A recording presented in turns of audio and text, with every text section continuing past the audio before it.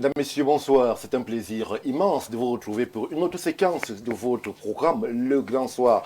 Le Grand Soir, comme de coutume, au cœur de l'actualité que nous sommes, puisque nous allons évoquer de façon majeure, justement, un moment qui interpelle diverses sensibilités. On est là dans les suites de l'affaire Sinomart, avec justement, en toute fin de matinée, la présentation des présumés tortionnaires à la presse. Ce jour, 3 Chinois, un Tchadien, un Camerounais seront dans les prochains jours présentés là, passeront dans les prochains jours là devant le commissaire du gouvernement. On va donc revenir sur cette affaire-là, une affaire qui met en branle et met en jeu plusieurs aspects, des aspects de maltraitance, des aspects de privatisation de la force publique et même des questions de souveraineté.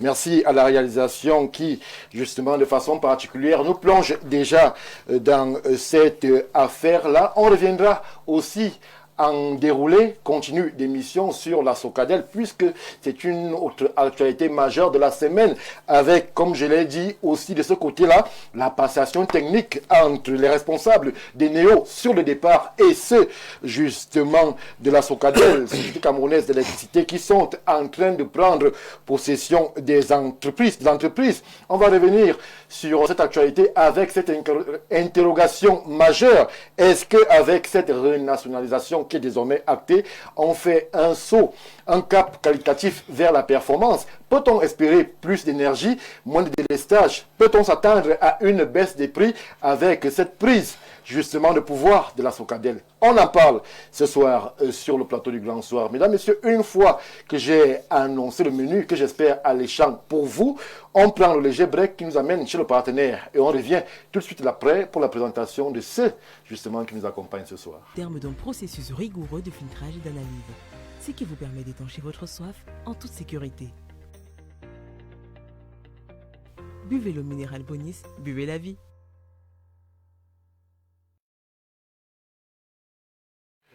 Retour sur le plateau du Grand Soir et pour nous accompagner durant ces 1h52 de direct, des personnalités, des acteurs de la société civile, des leaders politiques sont parmi nous. Je commence tout de suite avec ma droite proche, avec le président Silas Soum du PRP. Bonsoir président. Bonsoir Stéphane Barga. Merci de m'avoir invité une fois de plus. Alors, je ne peux pas vous donner la parole, ou alors vous la retirez, sans justement qu'on prenne votre avis sur l'acteur politique Maïdadi Sédou qui s'en est allé aux premières lueurs de l'aube ce matin. Des informations, d'autres nous font savoir que c'est courant de nuit. Déjà, il faut noter que c'est une image emblématique de la scène politique camerounaise. Il faut saluer sa détermination et sa volonté. La lutte qu'il a menée durant son existence pour la liberté et la démocratie dans notre pays. Parce que généralement, les Camerounais pensent que parce qu'on est du parti de l'opposition, qu'on est contre les institutions de la République, déjà, il faut noter que le parti ou la chapelle politique à laquelle il appartenait est de la coalition du président de la République. Ça veut dire qu'ils approuvent la volonté et la détermination du président Biya pour l'intérêt de la République. Déchargé de la communication à l'UNDP. À l'UNDP, voilà. Oui. Donc, d'abord, il faut noter qu'il était aimé de ses amis, aimé de ses enfants, aimé de sa famille. Aujourd'hui, qu'il laisse un grand vide dans la chapelle politique auquel il appartenait, que j'ai nommé ici l'UNDP. Tout ce que je peux dire, le Parti républicain du peuple sera à votre côté. À chaque fois, vous aurez besoin de nous pour pleurer notre cher aîné, notre ami, notre compatriote. Mais l'amitié est d'accepter que son ami puisse penser différemment. Merci, Président Soum Silas, pour ce mot à l'endroit de Maïdadi Sédou, le secrétaire national de la communication de l'UNDP, qui nous a quittés, un grand ami des médias. Autre acteur que je porte à votre connaissance, chers messieurs, chères dames, c'est El Hadj Ibrahim Mariga, homme politique, qui nous accompagne lui aussi ce soir. Bonsoir et bienvenue. Merci, Varga, bonsoir. Bonsoir, mes co-discutants. Bonsoir aux millions de téléspectateurs. Oui. Nous parlons de Saïdou. Saïdou, c'est un frère, un aîné. Oui. Je change beaucoup avec lui. Je suis surpris ce matin, on m'a appelé pour me dire Je savais qu'il était quand même un peu souffrant là, parce qu'à cet âge, il y a toujours le petit bobo. Oui, c'est vrai qu'il avait une mine depuis un moment Depuis un moment, oui. était assez particulière. Ils l'ont connu, ça c'est vrai. Ça n'allait pas depuis un moment, c'est découvert comme ça. C'est une personnalité politique, quand vous souvenez, n'est-ce pas, de son passage au niveau du SDF. Oui. Voilà, après il est revenu, parce que c'est quelqu'un de vrai. C'est quelqu'un de vrai, c'est quelqu'un qui aime te dire ce qu'il pense, comme il le pense. Et il le voyait qu'au Cameroun, ça c'est clair. Parce que c'est une personne, c'est pour ça que Bello, avec lui, quand il a donné ses conditions à venir au niveau de l'UNDP, il a donné ses conditions à Bello, il veut avoir sa liberté. Le temps, oui, l'opinion. Voilà, il disait toujours à Bello, c'est que peut-être lui ne voulait pas comprendre, compte tenu, n'est-ce pas, de la plateforme avec le gouvernement. Mais en partie, quand ils sont ensemble, il lui disait des choses, faisons ceci. Moi, il me dit que c'est vraiment une perte énorme pour l'UNDP. Parce que nous le voyons réellement, n'est-ce pas, peut-être un peu Bello prendre la relève. Oui. Mais Dieu a décidé autrement.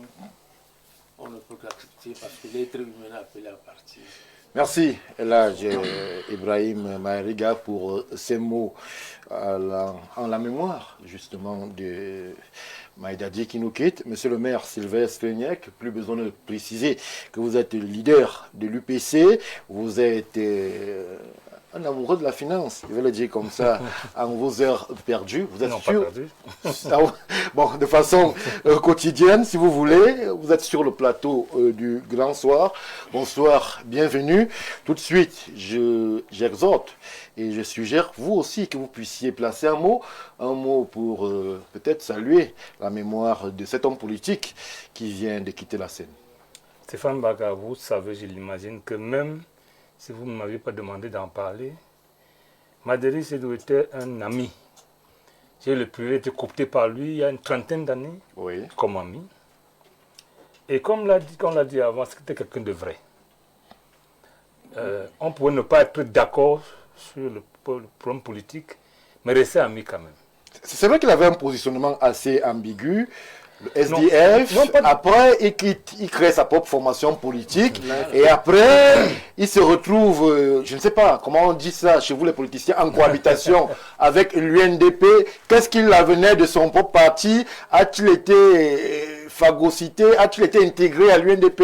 Il avait un positionnement assez ambigu, mais qui, justement, lui permettait d'avoir sa liberté de ton et d'opinion. Je ne dirais pas comme l'autre que je ne crois pas déformer sa pensée. Oui. Mais je peux vous rassurer que Madadi connaissait deux choses. La liberté et le rapport de force. Il était un homme libre, mais il savait mesurer le rapport de force. Et en fonction de ces deux choses, se positionner. C'était un homme de changement. Il n'a jamais été avec le RDPC. Jamais, je dis bien jamais. Malgré l'alliance UNDP. Non, c'est l'UNDP, j'ai dit l'individu. Oui. Mais en termes de rapport de force, d'abord, il était au SDF, s'est rendu compte que les avait un problème fédéraliste qu'il ne partageait pas à un moment donné. Il ne l'a pas caché. Lorsqu'il crée sa fonction politique, il se rend compte que seul, peut-être qu'on peut aller vite, mais on n'arrive pas toujours. Oui. Il revient à l'UNDP, en posant comme les conditions, hein, qu'il est à l'UNDP, il ou le signe du parti, mais chaque fois que le Cameroun ira mal, même si l'UNDP dit que ça va bien, il dira que ça va mal. Et il était comme ça. Nous avons eu, à un moment donné, lui et moi d'ailleurs, des chocs idéologiques. Oui. Oui, parce qu'il me reprochait de ne pas faire le rapport de force. Donc c'est quelqu'un qui est une perte, pas seulement pour l'UNDP, pour le Cameroun. Parce que vous savez, le Cameroun manque de gens vrais. Ah oui. Malheureusement, on ne peut pas le dire assez. Qu'est-ce que vous mettez dans vrai? Dans vrai, ça veut dire ce qu'on pense. Ils sont peu. Les gens gèrent leurs intérêts. Ils sont très peu qui disent... il n'y a pas beaucoup de Camerounais qui peuvent maintenir le point de vue qu'il a face au matériel. Ils ne sont pas nombreux. Maïdadi ne demandait pas trop. Je peux vous dire qu'il a fait des mois sans parler à Bello. Il était dans le même parti que lui. Hein? Oui. Il n'est pas d'accord. Il se dit, tant qu'on ne veut pas en parler pour qu'on échange et qu'on discute, vraiment, ce n'est pas la peine de continuer. C'est vrai qu'il ne demandait pas trop, mais il n'était pas un prolétaire de la République. C'est pas ce que j'ai dit. Oui. Vous savez, pour avoir sa liberté, il faut également avoir le minimum possible. La liberté, ce n'est pas une histoire que... c'est pas la simple décision. Hein. Madrid pouvait vivre sans la politique. Il était un amoureux du Cameroun et il aimait le changement. J'estime pour ma part que vraiment, je voudrais dire à toute sa famille que je connais d'ailleurs très bien, mes amitiés, comme je l'ai toujours fait, et mes condoléances les plus sincères, pas celles des hommes politiques. Les hommes politiques qui viennent, après vous avoir tué, ils viennent pleurer à votre deuil. Non, moi, je n'en fais pas partie. Madeleine était monsieur vrai, il savait que j'étais vrai également.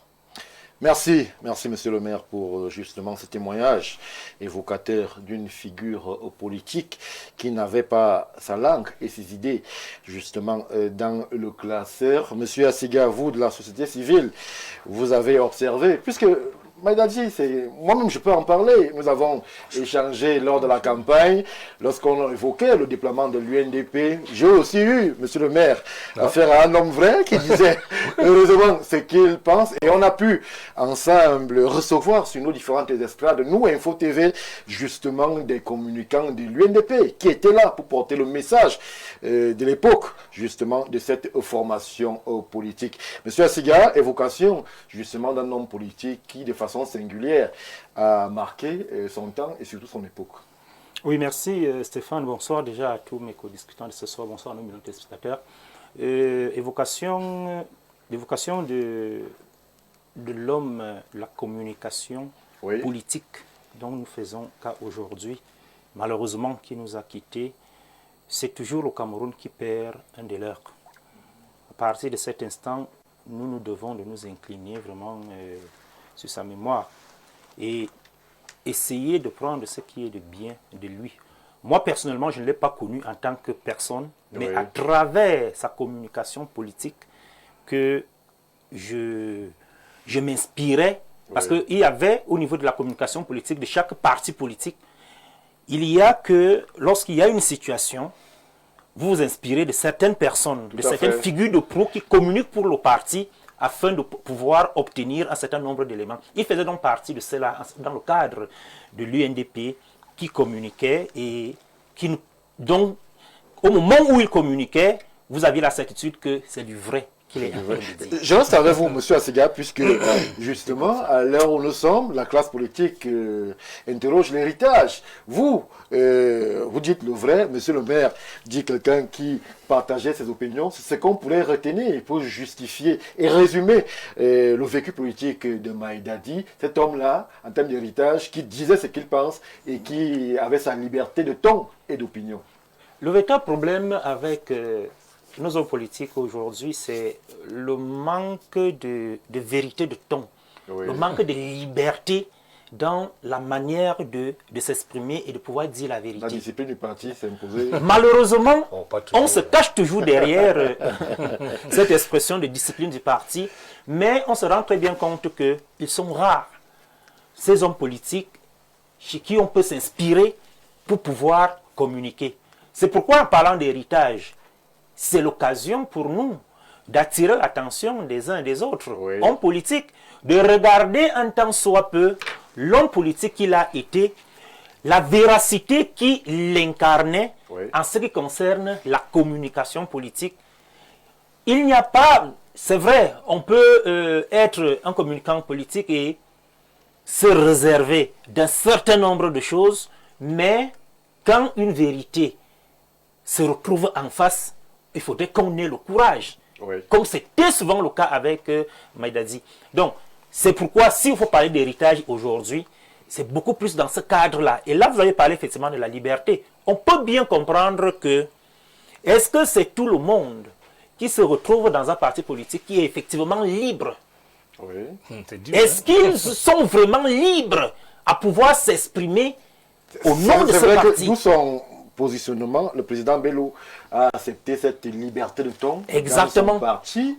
Bon, peut-être c'était le deal aussi. On peut donc se poser dans la question de savoir dans combien de partis cette liberté d'opinion est exercée, est donnée à tous ceux qui communiquent au nom de ce parti. C'est la raison pour laquelle il devient effectivement cette icône-là en politique que nous devons saluer. Parce que beaucoup dans d'autres partis politiques, ils n'ont pas cette liberté. Ils n'ont pas toute cette liberté. Il était vrai à la télé et vrai en dehors de la télé. Voilà. Puisque nous savons très bien que à la télé, c'est une chose, en dehors de la télé, c'est autre chose. Mais on remarquait une cohérence de ce qu'il disait Dans le discours et les actes. dans le discours et les actes. Merci, Monsieur Assiga, pour votre témoignage en guise de testament sur Maïdadi qui nous a quittés. Madame Mongono, vous êtes sur le plateau du Grand Soir. Plus besoin de préciser à l'endroit de nos millions de téléspectateurs que vous portez la très jolie casquette du Rassemblement démocratique du peuple camerounais. Je ne vous demande pas ce que vous avez pensé justement de l'homme politique. De l'UNC à Bamenda le 24 mars 1985. Donc il a continué avec le RDPC. Je veux dire, il est resté fidèle et loyal jusqu'à son dernier souffle au RDPC, aux idéaux du RDPC et à son excellence Paul Biya. Et nous aimerions ici modestement saluer la mémoire de ces grands hommes qui à un moment donné ont forgé notre admiration, ont forgé notre ambition à nous également de faire la politique. À côté, je voudrais saluer un grand homme politique que j'ai eu l'honneur de rencontrer sur les médias, avec qui j'ai partagé plusieurs plateaux. C'était un monsieur qui avait une très haute idée du Cameroun, parce qu'il faut le dire, monsieur Maïdadi Saïdou, je ne confonds pas avec son papa qui était Maïdadi Sadou, ancien ministre. Je voudrais dire que c'est quelqu'un qui avait une très haute idée. C'était un patriote. Oui. Vous pouvez ne pas être d'accord sur plusieurs choses, mais lorsqu'il s'agissait du Cameroun, lorsqu'il s'agissait de la paix, lorsqu'il s'agissait de la stabilité, lui, il était intransigeable à ce niveau, Madame sur le en sujet. guise d'héritage, testament, qu'est-ce qu'il vous aura appris, vous, la nouvelle jeunesse, la nouvelle classe politique au Cameroun? Qu'est-ce que vous pouvez tirer, bien que n'ayant pas le même bord idéologique, qu'est-ce que vous pouvez garder de lui en termes d'héritage sur l'aspect politique? Mais cette façon d'aimer le Cameroun, on pouvait ne pas être d'accord sur beaucoup de choses. Mais lorsqu'il s'agissait du Cameroun, M. Maïdadi était vent debout. Parce que vous savez, il y a une race d'hommes politiques qui, bon, peut-être certains pour des rancœurs passées, certains parce qu'ils n'ont pas eu ce qu'ils auraient attendu, sont prêts à mettre le feu. Parce qu'ils estiment que si le Cameroun prend feu, ils se frayeront leur chemin comme s'ils devaient aller habiter sur Mars. M. Maïdadi n'était pas de ceux-là. Et j'aimerais saluer ces grands hommes qui avaient non seulement, qui savaient faire la part des choses. La politique pour lui n'a jamais été synonyme de guerre. La politique pour lui n'a jamais été une question d'ennemi. On pouvait être des adversaires politiques, mais on pouvait être respectueux l'un vis-à-vis de l'autre. On pouvait partager, pourquoi pas un verre d'eau, et parler du Cameroun. Donc c'est des choses qu'il faut retenir. Un élément que je voudrais, je m'en voudrais si je laisse passer. Il faudrait que les gens comprennent. Lorsque vous adhérez à un parti politique, vous adhérez à une idéologie, à une façon de faire. Aucune organisation, même une entreprise ne saurait fonctionner sans discipline. Il ne faudrait pas que les gens fassent comprendre aux gens que être indiscipliné, c'est une meilleure façon de fonctionner. L'expérience a montré que ceux qui, à un moment donné, s'étaient sentis très puissants, parce qu'ils avaient utilisé un appareil qui les avait révélés au monde, ils chantaient même, ils allaient même plus vite que la musique. On leur a donné leur liberté. Dites-vous, ils ont disparu. Et la seule chose qui leur est restée, c'est le chagrin de vous rappeler que j'ai été. Vous savez, je le disais pour clore que la mort a ceci d'intransigeable et la mort a ceci de particulier, elle a tout le monde comme client. Oui. Aussi longtemps que vous êtes vivant, vous êtes des potentiels clients de la mort, indépendamment de votre âge, indépendamment de votre forme physique, indépendamment de votre appartenance politique. Et c'est l'occasion pour moi d'interpeller ceux qui estiment que certains qui partent parce qu'ils sont faibles, je leur souhaite d'être dans la cité éternelle, parce qu'il n'y a rien de plus dégueulasse que de voir ceux qui se satisfont de l'appel à Dieu de certains compatriotes. Pour des raisons, ils étaient de tel ou tel autre bord politique. la démocratie, c'est la pensée plurielle.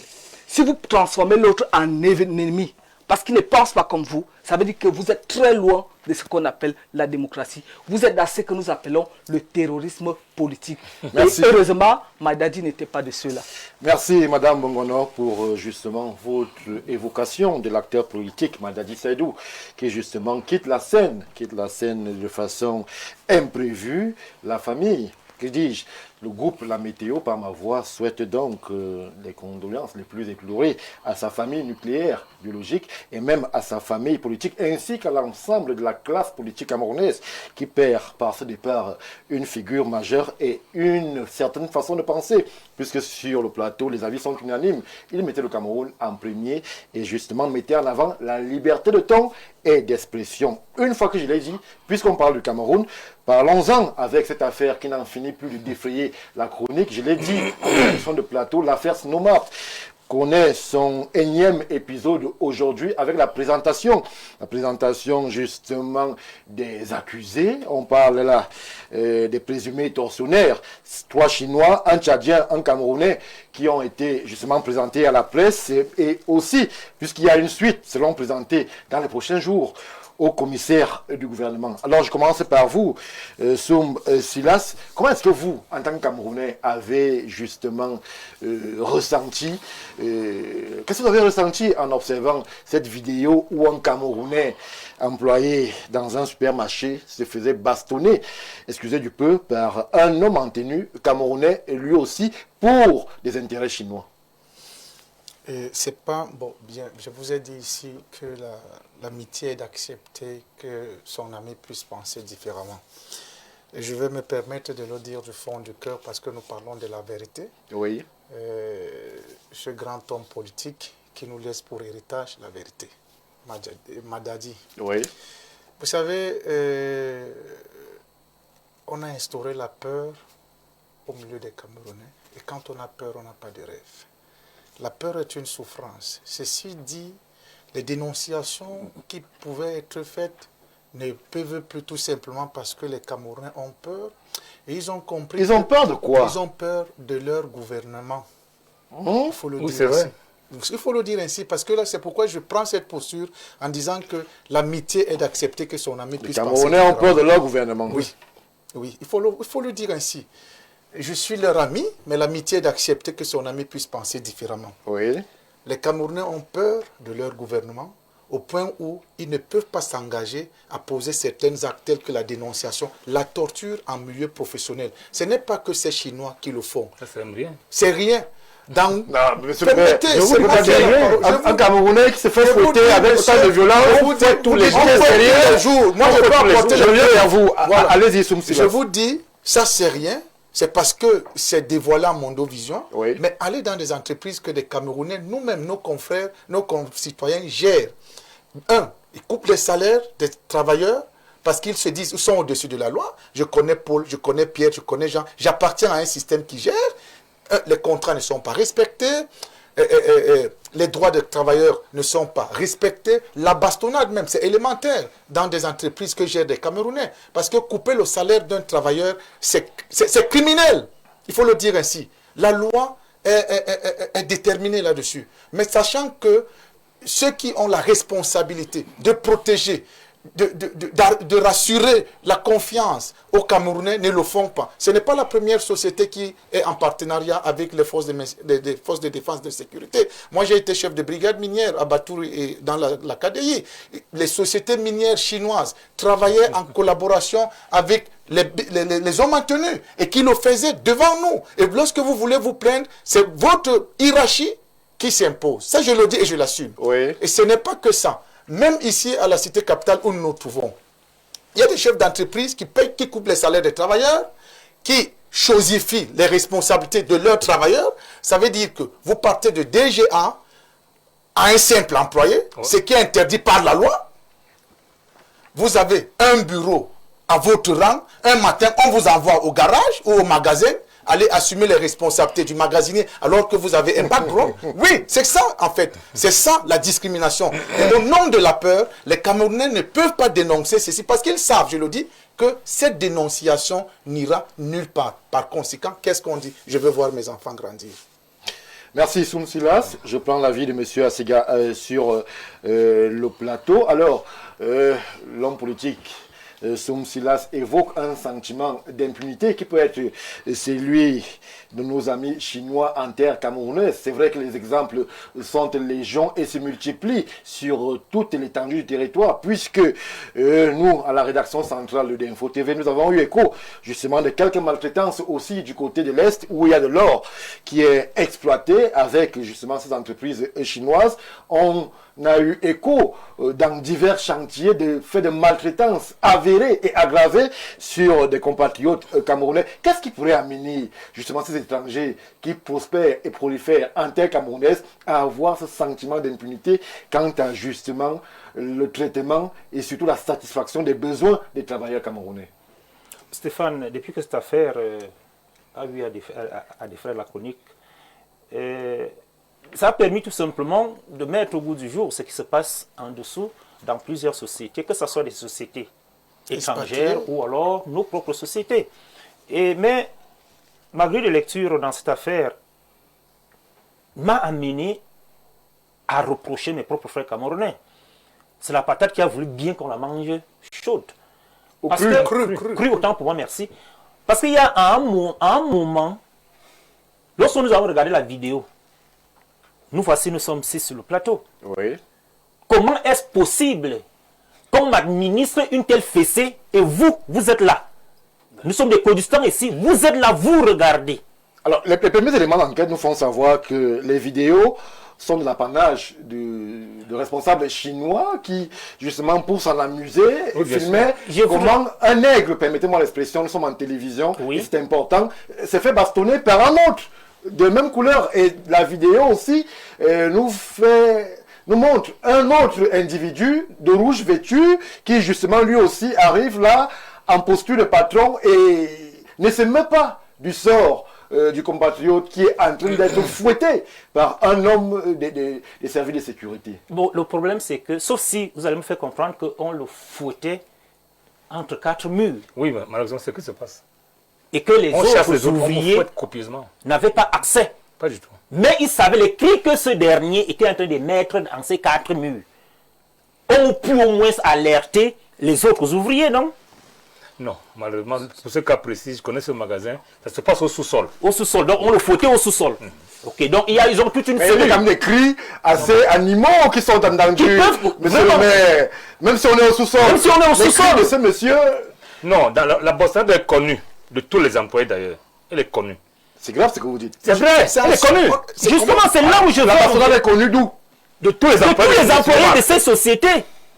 Tous les employeurs le savent. Et c'est pourquoi même des employeurs camerounais, ne parlez pas seulement de cette société, même des employeurs camerounais. Je vous ai parlé de la peur.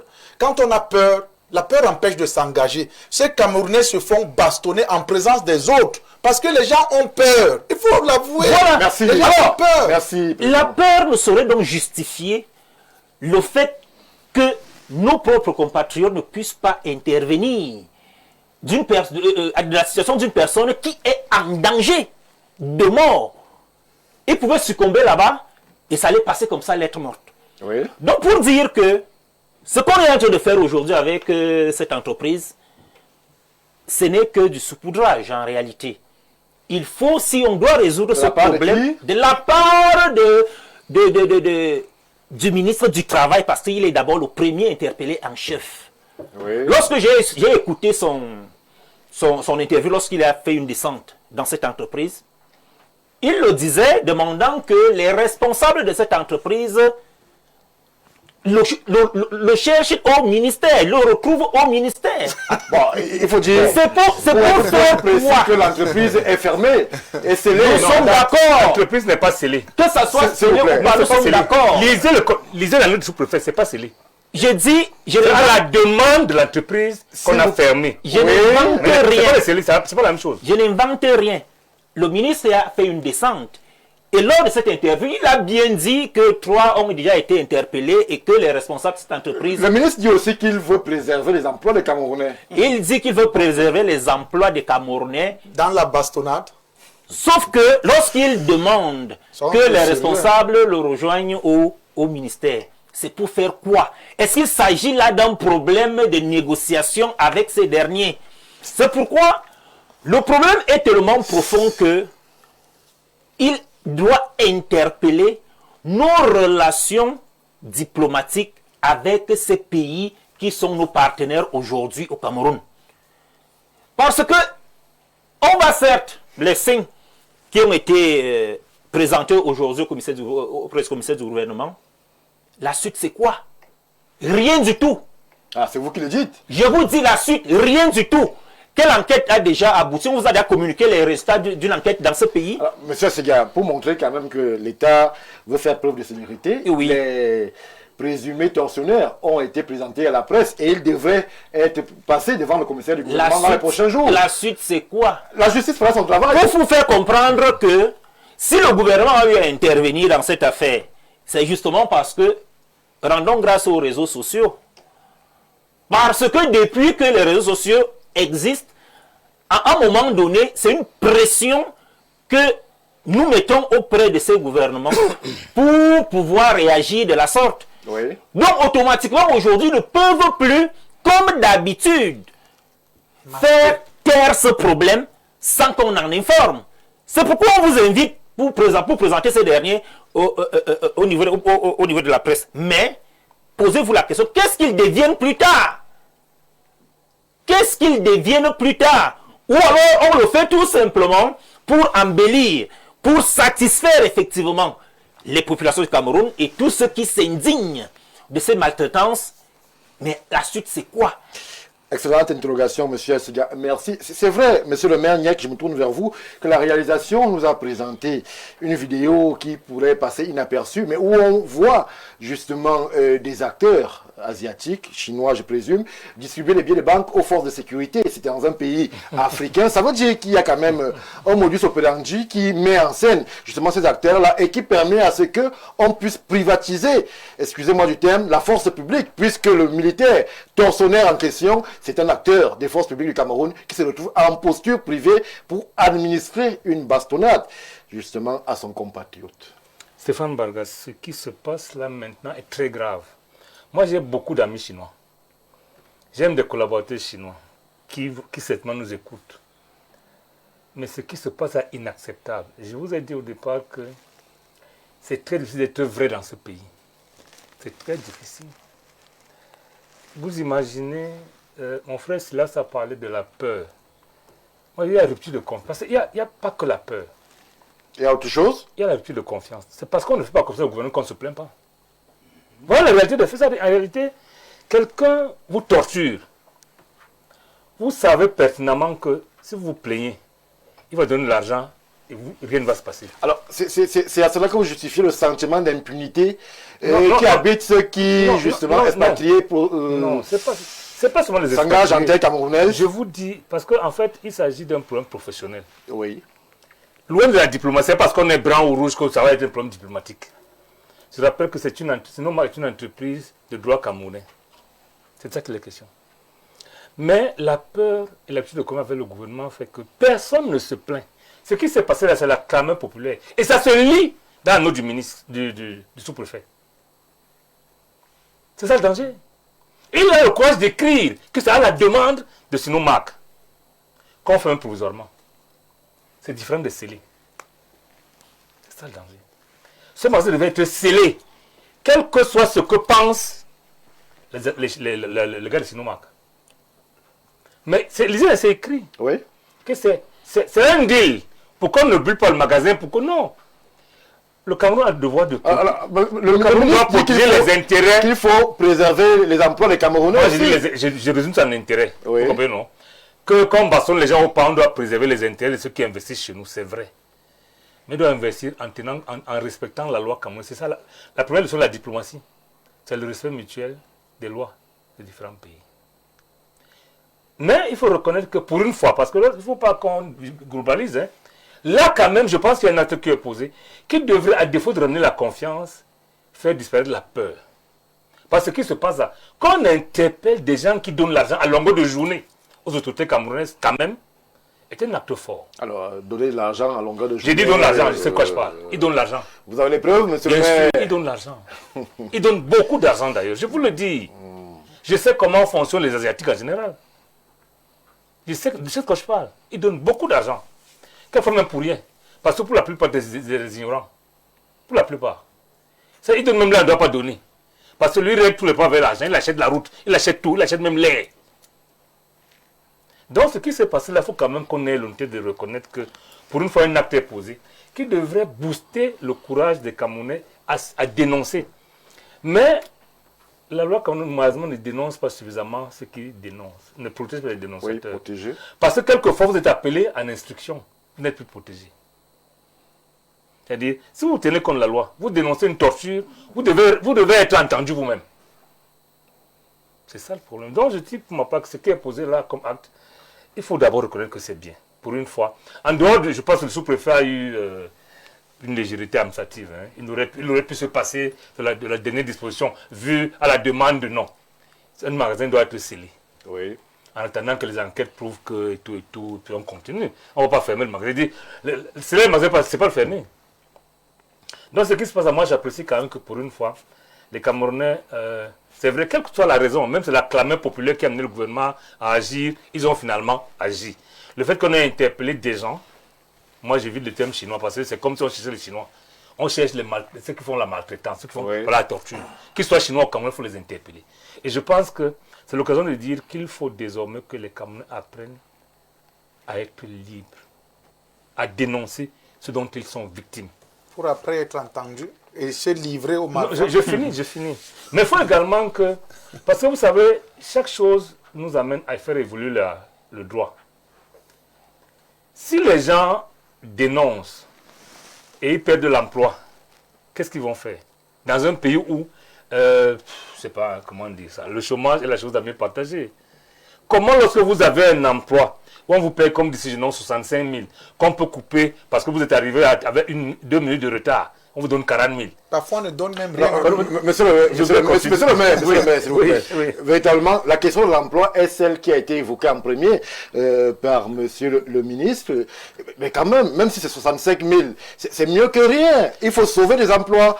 C'est combien de familles, ils ont certains emplois menacés, c'est combien de familles qui se retrouvaient à la rue lorsque vous savez ce que représente 60 000, qui est au-delà du SMIC au Cameroun et permet au moins de vivre.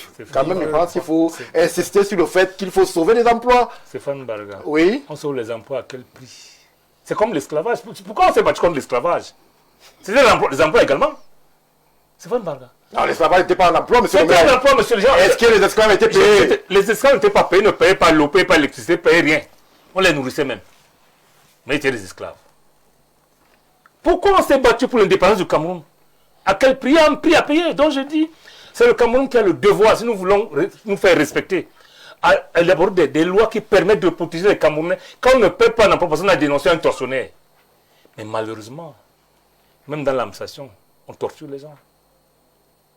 Vous imaginez, vous étiez directeur hier, vous êtes en compagnie des fructifiés compréhensibles, hein, selon la loi. Mais un directeur ne peut pas devenir chef de service. Jamais. La loi interdit ça, mais on le fait. On le fait. On le fait au Cameroun. Et rien ne se passe. Et rien ne se passe. Quelqu'un parle de chef de service à directeur. Sans avoir été sous-directeur, voilà. Donc, c'est autant de torture à la fois morale et tout. Mais pour une fois, apprécions que l'acte qui est posé devrait quand même encourager les Camerounais désormais à dénoncer à charge pour le gouvernement, de mettre en place un système qui permet soit de dénoncer de façon anonyme pour que les enquêtes soient menées et que chacun fasse son travail. Merci, monsieur le maire. Eladj Maïrega. La question qui pourrait revenir en filigrane, c'est comment est-ce qu'on gère ce type de situation lorsque l'on se retrouve avec des investisseurs qui pourraient être tout de suite stigmatisés. Je l'ai dit, pour le cas de Sinomat, on a une soixantaine d'emplois qui sont menacés. Mais de façon globale, si ces partenaires commençaient à s'interroger sur la destination Cameroun en termes d'investissement, est-ce qu'il n'y aurait pas justement à avoir peur lorsque l'on connaît l'extrême volatilité de l'emploi au Cameroun, la difficulté même qui existe à trouver un emploi? Comment est-ce que, en tant qu'État, le Cameroun devrait trouver le juste milieu entre ces investisseurs qui arrivent, mais surtout sur les conditions de travail des travailleurs camerounais qui exercent dans ces entreprises à capitaux étrangers. Stéphane Varga, je ne sais pas pourquoi tu t'accroches L'emploi. à l'emploi. On ne peut pas faire comme ça n'existait pas, Eladj. Est-ce qu'il y a quelque chose qu'on peut changer avec sa dignité d'être humain? Et que les emplois pour rien. C'est que nous avons vu là. Pourquoi ils sont partis de chez eux pour le Cameroun? Ils ont pitié du Camerounais. Je me souviens de, comment on appelle le père son âme, Charles Atebay, qui nous disait le Cameroun n'est plus un pays, c'est une mafia. Bah, ce sont ces mots. Ce sont ces mots. Mais il les a laissés sans. Il n'est pas parti avec ça. Notre copanéliste a dit quelque chose de très vrai. La peur au Cameroun aujourd'hui, depuis l'instauration de cette loi sur le terrorisme, où nous avons dénoncé.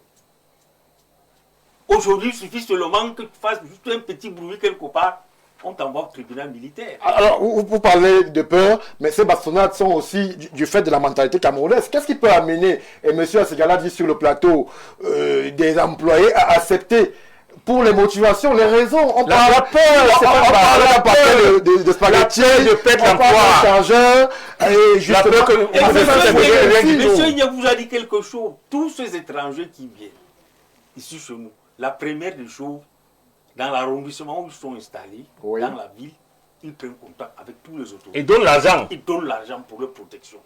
Et ils ont le numéro de ces autorités. Dès qu'il y a un tic, ils appellent. On vient vous Toi, les citoyens camerounais, tu n'es rien. C'est vrai. C'est connu de tout le monde.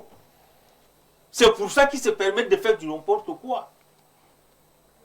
Et toujours sur ce plateau, les gens ont dit des choses vraies. Il vous est arrivé ce jour-ci de passer au niveau de Madjeni. Allez voir Madjeni, ça c'est le gouvernement du Cameroun. Voilà. Depuis combien de mois ce genre-là? Je dis, je vais passer par là. C'est pas le mois, c'est des années. Des années, ça c'est vrai. Mais ce dernier temps, ils sont là, je te dis, avec des badges, des plastiques, c'est là où ils dorment.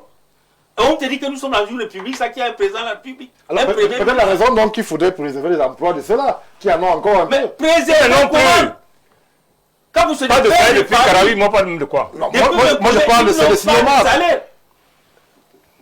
Ils n'ont pas de salaire, c'est les pères de famille. Je dis que tout à l'heure, s'il y a quelqu'un même qui nous écoute ici, qu'il filme et qu'il t'envoie les images. Oui. Ils sont là à l'entrée. Mais comment on peut déshumaniser des citoyens comme ça? On te dit qu'il y a un président de la République, qu'il y a un premier ministre, qu'il y a un ministre du Travail, qui vous a dit avec 36 000 francs, on peut vivre décemment dans ce Cameroun. On continue à entretenir des personnes comme ça là. Mais non. Je vous dis que le pays ici n'est plus un pays. Chacun fait à sa tête. Dès qu'on te nomme, a dit nous autres citoyens, nous ne sommes rien. Parce qu'on ne peut pas accepter. Tu peux faire un truc comme... Ils sont là rapides à aller accueillir les immigrés chassés par Trump. Parce que Trump a dénoncé quelque chose dans son pays. Parce que ce genre de terroristes là qui sont là, les pareils gens comme les Chinois. Tu peux faire un truc comme ça aux États-Unis ces jours-ci. Mais tout à l'heure, Trump t'embarque dans le truc de la mort. Sans chercher à t'envoyer dans une justice, non. Mais vous voyez les termes que le sous-préfet a utilisés. Ça m'a choqué. Pour vous dire l'emploi de 60 personnes, dont la dignité du Camerounais peut se vendre par rapport à un travail de 30 000 francs, 40 000 francs. Jusqu'à ce qu'un militaire qui porte, qui a le bord de tenue de l'État, celui-là, on doit le dégommer de force armée. Parce que quelqu'un qui est capable de vendre les secrets du Cameroun même. Vendre même les munitions. Les munitions, mais ce sont des pareils gens. Ils peuvent faire nouer, n'est-ce pas, son armée et tout. Donc, c'est des choses dans ce pays quand nous dénonçons. Les intégristes du RPC viennent vous dire des choses. Oui, que vous insultez, que vous n'aimez pas le Cameroun, comme s'il y a quelqu'un qui aime le Cameroun plus que l'autre. C'est notre patrimoine commun. Ceux qui gèrent à partir du président Paul Biya, c'est l'employé de l'État. C'est notre employé du peuple. Voilà. On lui doit respect, on lui doit protection, mais il n'a pas le droit de faire ce qu'il veut comme il veut. Il doit nous rendre compte chaque année de l'avancée du contrat qu'on a fait avec lui. C'est ça le sens de la République. C'est ça? Oui, c'est ça le sens de la République. C'est le peuple qui est au-dessus. Rendre compte chaque année de l'avancée du contrat. Alors, pour le cas d'espèce. Donc, un citoyen, si vous ne parvenez pas à... Parce que son rôle, c'est quoi? Quand il prête seulement, qu'est-ce qu'il dit dans le Sénat? Restons sur le cas d'espèce. C'est la protection de nos biens. La protection de nos Camerounais et nos biens. Ce militaire peut-être a manqué franchement à savoir ce qu'il fait. Alors, il est là pour protéger nos frontières. Et là, je regarde. Si la vidéo n'avait pas fuité, comme le dit monsieur le maire Niek, ça veut dire que les Camerounais vont continuer à se faire fouetter de la sorte. Sans que personne n'en parle. On a même fouetté ce matin, puisque vous préservez les emplois. Mais allez voir ici, dans des magasins, partout là, allez voir. Ils entrent là pour peu, on te dit de partir. Tu as travaillé pendant 6 ans, 7 ans. Le patron vient te demander de sortir. Le travail sans contrat, rien. Tu as perdu 7 ans. Ça a été affilié à aller dans le domicile. Moi, j'habitais à Bastos, là où il y a l'ambassade, comment on appelle, d'Afrique du Sud aujourd'hui. J'ai habité dans cet immeuble pendant 8 ans. Mon voisin, dès qu'il sortait, c'était un Néerlandais. Dès qu'il sortait, sa femme tabassait, comment on appelle la femme de ménage. De ménage à la maison. Et le frère de la femme aussi harcelait la femme. C'est un jour qu'elle cause, n'est-ce pas, on avait la femme qui travaille chez moi. Elle lui dit toute la souffrance qu'elle subit là-bas. Il dit, bon, essaie de dire au patron s'il rentre. Ce jour-là, elle n'est pas rentrée, elle m'a attendu. 18h, je rentre du bureau, je trouve la femme assise. Elle m'explique tout son problème. Je dis, ça va. Moi, je pris rendez-vous avec le monsieur, le père de la maison, comme on lui dit. Je lui ai expliqué que j'étais le voisin. Il dit, oui, on se voit seulement comme ça en sortant. Je l'explique la situation. Il dit, c'est comme vous dites là.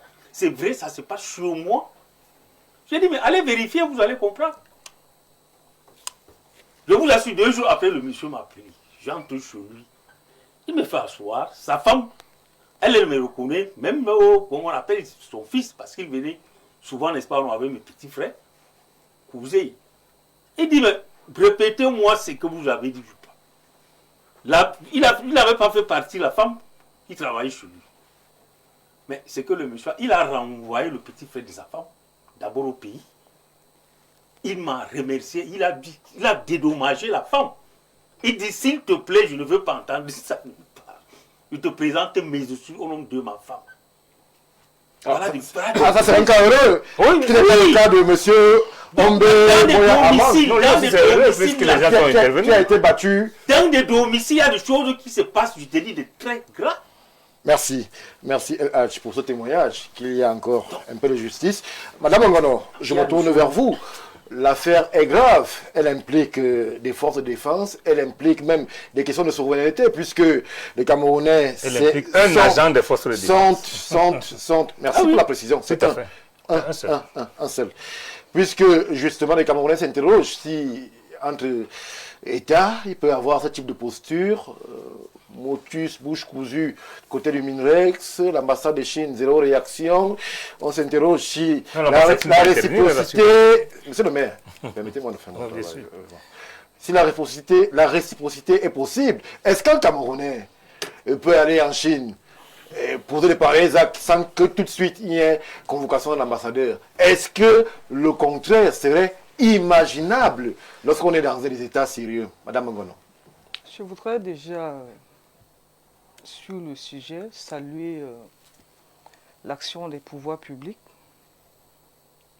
qui a contribué à mettre le grappin sur ceux-là dont le rôle est la déshumanisation des Camerounais. Il faut le dire, peut-être l'humanisme a un parti politique, mais nous pensons qu'il y a des choses qu'on ne peut pas laisser passer. Oui, c'est vrai que lorsqu'on est chevillé au corps à une organisation à laquelle on appartient sans intérêt, contrairement à ceux qui ont eu des intérêts et les intérêts déchus se retrouvent en train de vilipender, on peut être taxé d'intégristes. Si vous allez à ma page, monsieur Stéphane Barga, dès que j'ai vu cette vidéo, qui est inacceptable, je ne peux pas compter le nombre de publications que j'ai personnellement faites sur le sujet. Je peux en témoigner.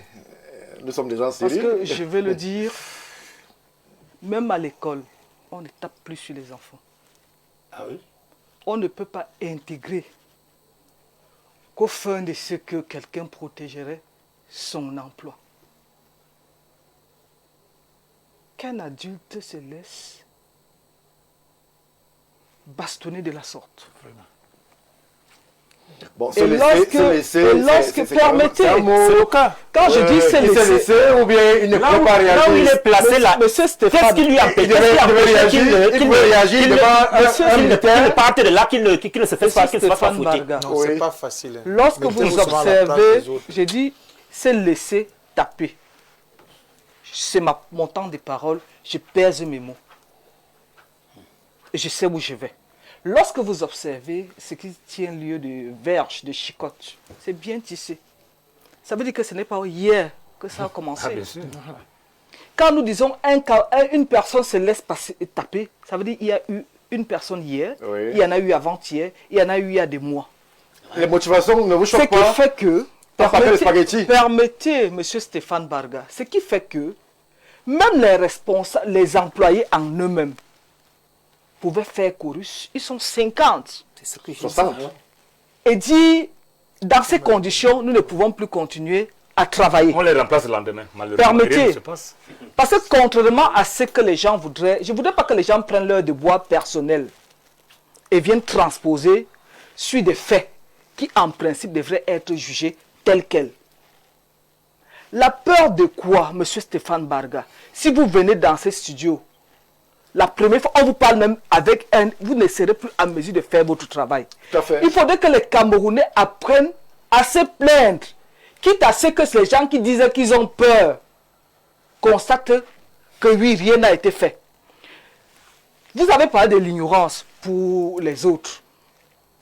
Ça peut être pareil pour nos compatriotes qui se retrouvent dans une structure. Quelqu'un a dit que le ministre a dit que les gens les retrouvent. Oui. La première question, qui est le délégué du personnel? Il n'y en a pas. Vous avez des contrats? Il n'y en a pas. Ce n'est pas là-bas. La faute à qui?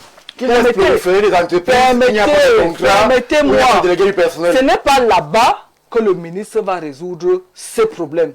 Il est important que ces responsables le retrouvent. Quitte à ce que les choses soient tirées au clair. Qu'ils apportent. Parce qu'il y a aussi, parce que ce qu'il faut dire. Puisque vous ne permettez pas de développer, vous me coupez. Je voulais arriver au cas du militaire. Ce n'est pas son rôle. Que la CEMI l'interpelle. Il l'a interpellé déjà. C'est normal. Mais il doit aller au-delà. Nos forces de première catégorie, je crois. Troisième catégorie, ce n'est pas leur rôle. Ils sont pleins partout. Permettez, monsieur, monsieur, c'est pas parce que ça s'est fait. Je le disais à un de ces promotionnaires, il y a quelques jours avec qui je discutais, parce que le monsieur a sorti des vols qu'on balade partout. Je lui ai dit clairement, quelle que soit la personne qui l'envoie là-bas, lui, il va porter le chapeau et ça va servir de leçon, y compris pour ceux qui l'enverraient là-bas. S'il est là-bas, ça veut dire qu'il a été déployé. Oui. Qu'il soit déployé par qui ou que c'est lui qui est responsable en ce moment. Ce qui sera fait de ceux qui l'envoient, nous ne le savons pas. Parce que, contrairement à ceux qui veulent la gestion de la République dans la rue, il y a des dossiers qui se gèrent encore de manière orthodoxe. Ce n'est pas parce que personne parmi nous, M. Stéphane Barga, quand vous préparez votre émission, vous n'allez pas rester au carrefour pour qu'on voit comment vous préparez l'émission. On vous découvre sur le plateau avec le déroulé et le fil conducteur qui est le vôtre. Chacun fait son travail. Et ces gens-là doivent être sanctionnés. Maintenant, vous dites, est-ce que c'est la faute à qui? La faute à nous. Quand je dis nous, permettez, quand je dis nous, les responsables qui se laissent emballer parce qu'ils reçoivent on appelle ça quoi? Des bakchiches pour laisser prospérer ce type de choses. Parce que vous ne pouvez pas employer 50 personnes. Les gens ne sont pas affiliés à SYNPS. À défaut d'avoir un CDI, vous devez au moins avoir un CDD dans ces entreprises-là. Deuxième élément qui me satisfait, moi personnellement. L'idée, le mythe de ce qu'on ne fait jamais rien aux autres. Avec l'interpellation de ces gens, les Camerounais comprennent qu'il n'y a pas de principe d'exterritorialité qui voudrait que lorsque un expatrié pose un acte ici, c'est dans son pays d'origine qu'on va le juger. Si on met les Camerounais en prison, en Chine, Si on met les Camerounais en prison aux États-Unis, en France, pour des infractions, il est aussi possible que cela soit fait pour les expatriés dans nos pays africains. Oui. Quelqu'un a demandé ce que fait le MINRES. Il y a une procédure. La diplomatie a ce qu'on appelle une façon de fonctionner. C'est canon. Après ce qui s'est passé, le MINRES va faire ce qu'on appelle la note verbale à son homologue, à l'ambassadeur, qui est le représentant de cet État ici, pour l'interpeller. Ce qui est sur la diplomatie ne va pas se faire sur la rue. C'est vrai que nous sommes habitués à faire toutes les choses dans la rue, mais il y a des choses qui se font de manière orthodoxe. Peut-être le grand public aurait aimé un minimum de communication de la part de... Puisque l'État de Chine est interpellé ici, c'est des Chinois et les cas sont légion, Madame Ngono. Je voulais dire que quand je vois cette vidéo, oui, elle me heurte parce que il y avait, je crois, 48 heures que je voyais la vidéo d'un conducteur de taxi dont l'entreprise est formalisée ici, qui disait qu'il a été témoin de ce que un Libanais, une Libanaise, giflait un monsieur, soi-disant son gardien, je ne sais pas trop ce qui s'est passé parce qu'il n'a pas pu enlever. Nous voudrions que ce cas soit la boîte de Pandore qui s'ouvre afin que l'État mette une emphase sur ce que les personnalités qui sont certes des amis des pays, viennent des pays amis, respectent ne fût-ce que le contrat qui est le leur avec les nationaux. Parce que vous ne pouvez pas employer, même là-bas, tu ne peux pas employer un expatrié, tu es même diplomate, tu les emploies. Il y a les fonctionnaires. Quand ils arrivent, s'ils sont des étrangers, ils sont dans le cadre de la diplomatie, il y a un critère, il y a une grille de salariat de ces gens-là. Si c'est des entreprises, il y a une façon de les traiter. Vous ne pouvez pas arriver chez eux et faire comme ils font ici là. Il faudrait que l'État y mette de l'emphase pour que cette situation ne se répète plus et que les Camerounais apprennent à dénoncer. À défaut de dénoncer, comme a dit monsieur, moi-même qui suis une femme, monsieur Stéphane Barga, vous cinq là, vous ne pouvez pas me taper. Bon, c'est pas un défi. Non, je vous le dis. Ça va se passer comment? Ça montre au moins. Et le drame, c'est qui est encore choquant. Ce qui est choquant. Je voyais l'entrepôt.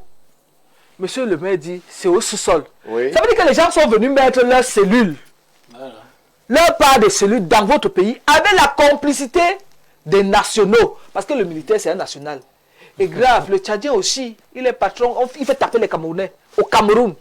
Mais ils sont sérieux. C'est très grave. Les Camerounais s'expriment sur le plateau du Grand Soir. Bonsoir à vous. Si Dieu, toujours pour vous allaiter. Voilà. Qu'est-ce qu'il dit, le monsieur? Bon. Je peux faire aller quelque part où c'est un peu plus explicite. Bonsoir Stéphane, cette affaire n'aura pas de suite favorable. Lorsque vous écoutez l'interview du sous-préfet, vous êtes sidéré.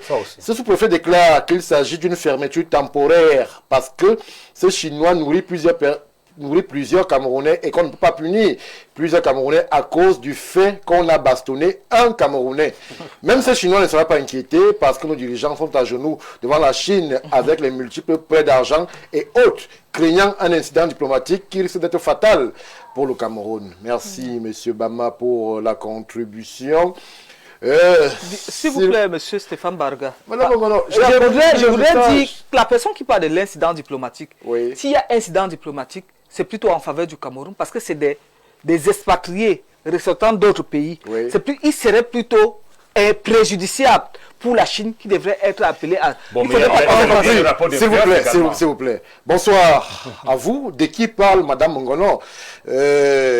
Dites-lui de remercier d'abord les lanceurs d'alerte. Merci pour la contribution. On en prend une autre rapidement, très rapidement. Bonsoir Stéphane, bonne émission. Madame Fadima tout demande aux employés de se plaindre. C'est la faute de son parti si les Camerounais acceptent tout. Quand les gens se plaignent, on envoie les camions d'eau museler les populations. Monsieur Ncham Yaoundé, qui le dit. Bon, il y a des Je ne vais pas aussi. dire là d'être hors sujet. Si vous partez casser la maison de quelqu'un, vous préméditez. Bonsoir à vous. Le peuple camerounais est otage des fonctionnaires, aussi petit soit-il. C'est sans commentaire.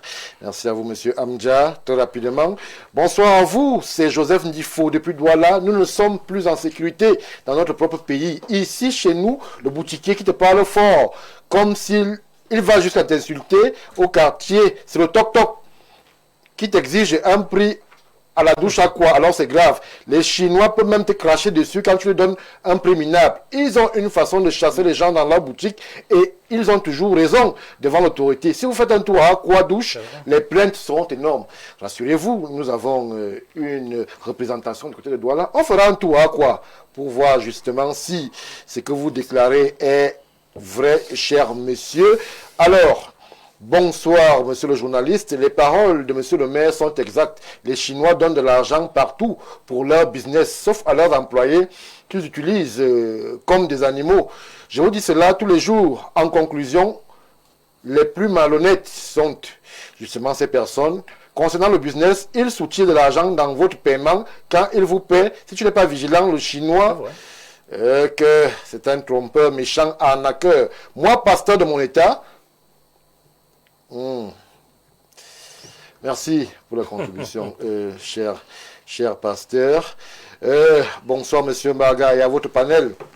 Le véritable problème dans cette histoire des Chinois et Libanais, c'est la corruption. Nos autorités sont complices à part entière sur l'affaire. Monsieur Soum, que vous avez sur votre plateau, a combattu cette façon de faire à l'Est dans la KDI à l'époque. Il était chef de brigade minier. Il a eu beaucoup de problèmes avec les autorités administratives. Aujourd'hui, je suis très content de le voir comme homme politique opérationnel. Courage à lui, mais j'ai dit, ces Chinois sont des soutiens insoupçonnables et insoupçonnés au sein du système. Honte. Je crois qu'il voulait dire. Oui. J'ai comme l'impression que le passage du pape a déjà un effet sur notre pays. Tout ce que vous voyez là est très spirituel. Ça s'est passé en cachette, mais le Seigneur a mis cette histoire à nu.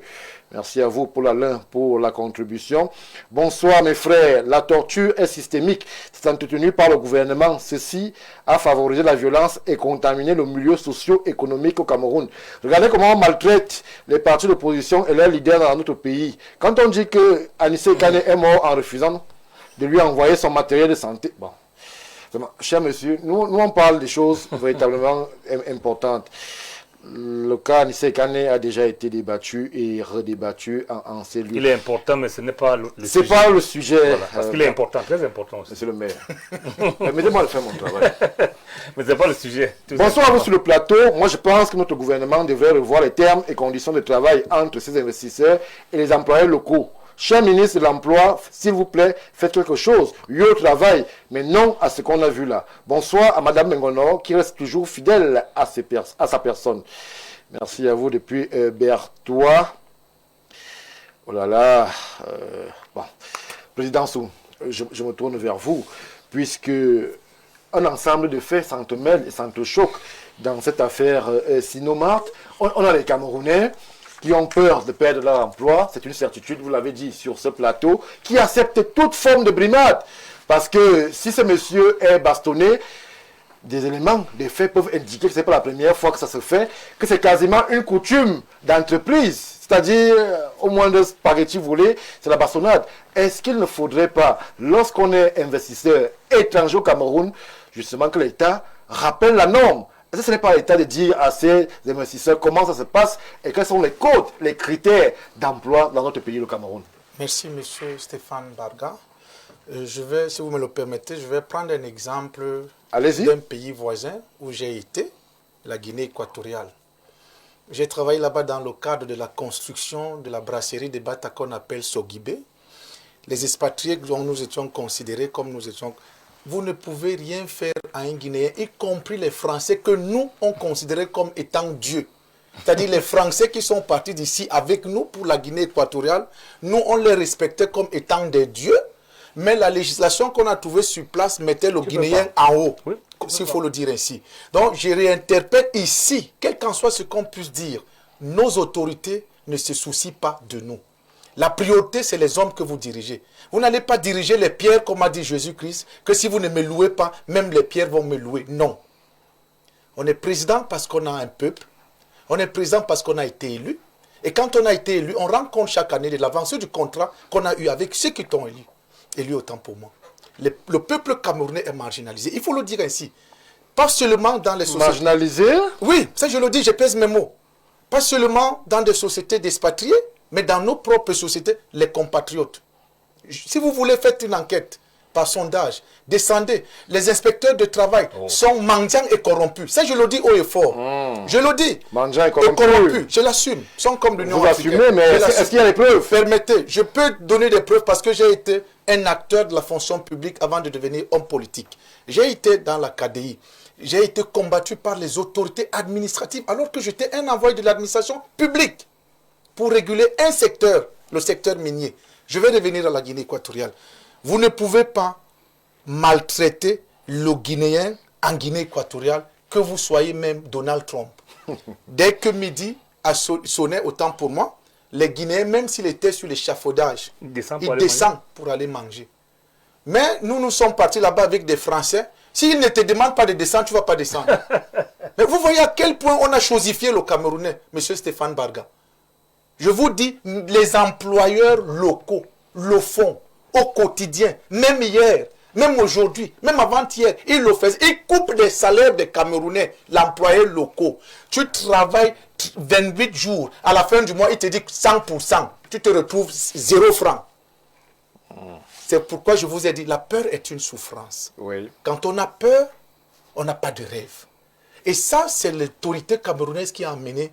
On a précarisé l'emploi pour nous condamner au chômage. Oui, c'est la question. Comprenez? C'est la question qui revient à Filigrane. Oui, on a précarisé l'emploi. Dans un pays où il y aurait un minimum d'emploi pour la jeunesse, on se retrouverait à avoir des jeunes qui se faire fouetter pour préserver l'emploi. Ils ont précarisé l'emploi pour nous condamner au chômage. Aujourd'hui, le peu que quelqu'un puisse trouver, Stéphane Barga, il est difficile. Je vais vous prendre un exemple. Lorsque vous empruntez les transports en commun là qu'on appelle taxi, lorsque l'autre rencontre son coéquipier, c'est pas son confrère de taxi, et qu'il y a une barrière de police un peu plus devant, ils sont là-bas, le gars va faire demi-tour. Et c'est la peur. Ils ne se sentent plus en sécurité, alors que leur présence... Non, mais ce n'est pas question de règle. Monsieur, permettez. Je vous ai dit, l'amitié est d'accepter que son ami puisse penser différemment. Mais il ne faut pas aussi dire qu'il rentre parce qu'il est en règle et il a peur. C'est généralement parce qu'ils ne sont pas en règle. Personne n'est en règle, madame. Personne bon, en si règle. vous ne l'êtes pas... Personne n'est en règle. Nous sommes tous... Ne généralisez pas. Non, vous ne pouvez pas dire que... Je vous dis, l'amitié est d'accepter... La vérité aussi, c'est la peur. Dis la vérité intégralement. La peur lui empêche. La peur de quoi? La peur de quoi? On va lui prendre 500 francs. Pourquoi? Quand on est en règle, est-ce qu'on prend les 500? Pour rien. Oui, on prend. Moi, on a interpellé ma femme parce qu'on a dit peinture non conforme. Peinture non conforme. Alors qu'elle ne fait pas de taxi, un véhicule personnel, on dit peinture non conforme. Quand je viens, je me présente, je pose la question à mon compatriote, que dites-moi, quel est d'abord votre rôle sur la voie publique? Vous connaissez les missions de la police. Vous voyez, on a terrorisé notre mental. Je dis, on a terrorisé notre mental. Oui. Elle n'était pas taxée. Qu'est-ce qu'on fait? Qu'est-ce qu'on fait? On lance l'appel à ceux qui nous dirigent oui. de se soucier du peuple camerounais. Le Camerounais a besoin du minimum pour vivre. Merci. Monsieur Assega, le Camerounais a besoin du minimum pour vivre. Le Camerounais est quasiment transformé en animal dans son propre pays, avec, il faut le dire et le reconnaître, pour le déplorer, la complicité parfois active et même passive d'autres compatriotes. M. Nsoum disait tout à l'heure à ceux qui nous dirigent de reconsidérer les Camerounais comme étant un peuple. Moi, je dirais plutôt à mes confrères camerounais de se prendre eux-mêmes au sérieux et de se valoriser soi-même d'abord. Puisqu'on s'est rendu compte que le peuple camerounais est abandonné à lui-même. On ne peut pas compter aujourd'hui sur un gendarme qui chez qui tu t'en vas te plaindre contre cet expatrié. On ne peut pas, Stéphane, pardon, permettez. On ne peut pas compter aujourd'hui sur un inspecteur de travail chez qui tu t'en vas te plaindre parce qu'on t'a coupé de l'argent, parce que tu as été abusivement licencié. Tu arrives, pour qu'il accepte même d'aller ton dossier, sache que ton patron n'est pas allé le voir. Mais tu le verras immédiatement au moment où tu déposes ta requête. S'il accepte ton dossier, ça veut dire que ton patron n'est jamais passé le voir. Mais une fois qu'il va le convoquer et qu'il soit passé, c'était terminé. L'affaire est morte de cette façon. Donc c'est pourquoi je dis, les Camerounais ne doivent plus se laisser bastonner de cette façon comme un serpent qu'on tue en plein carrefour.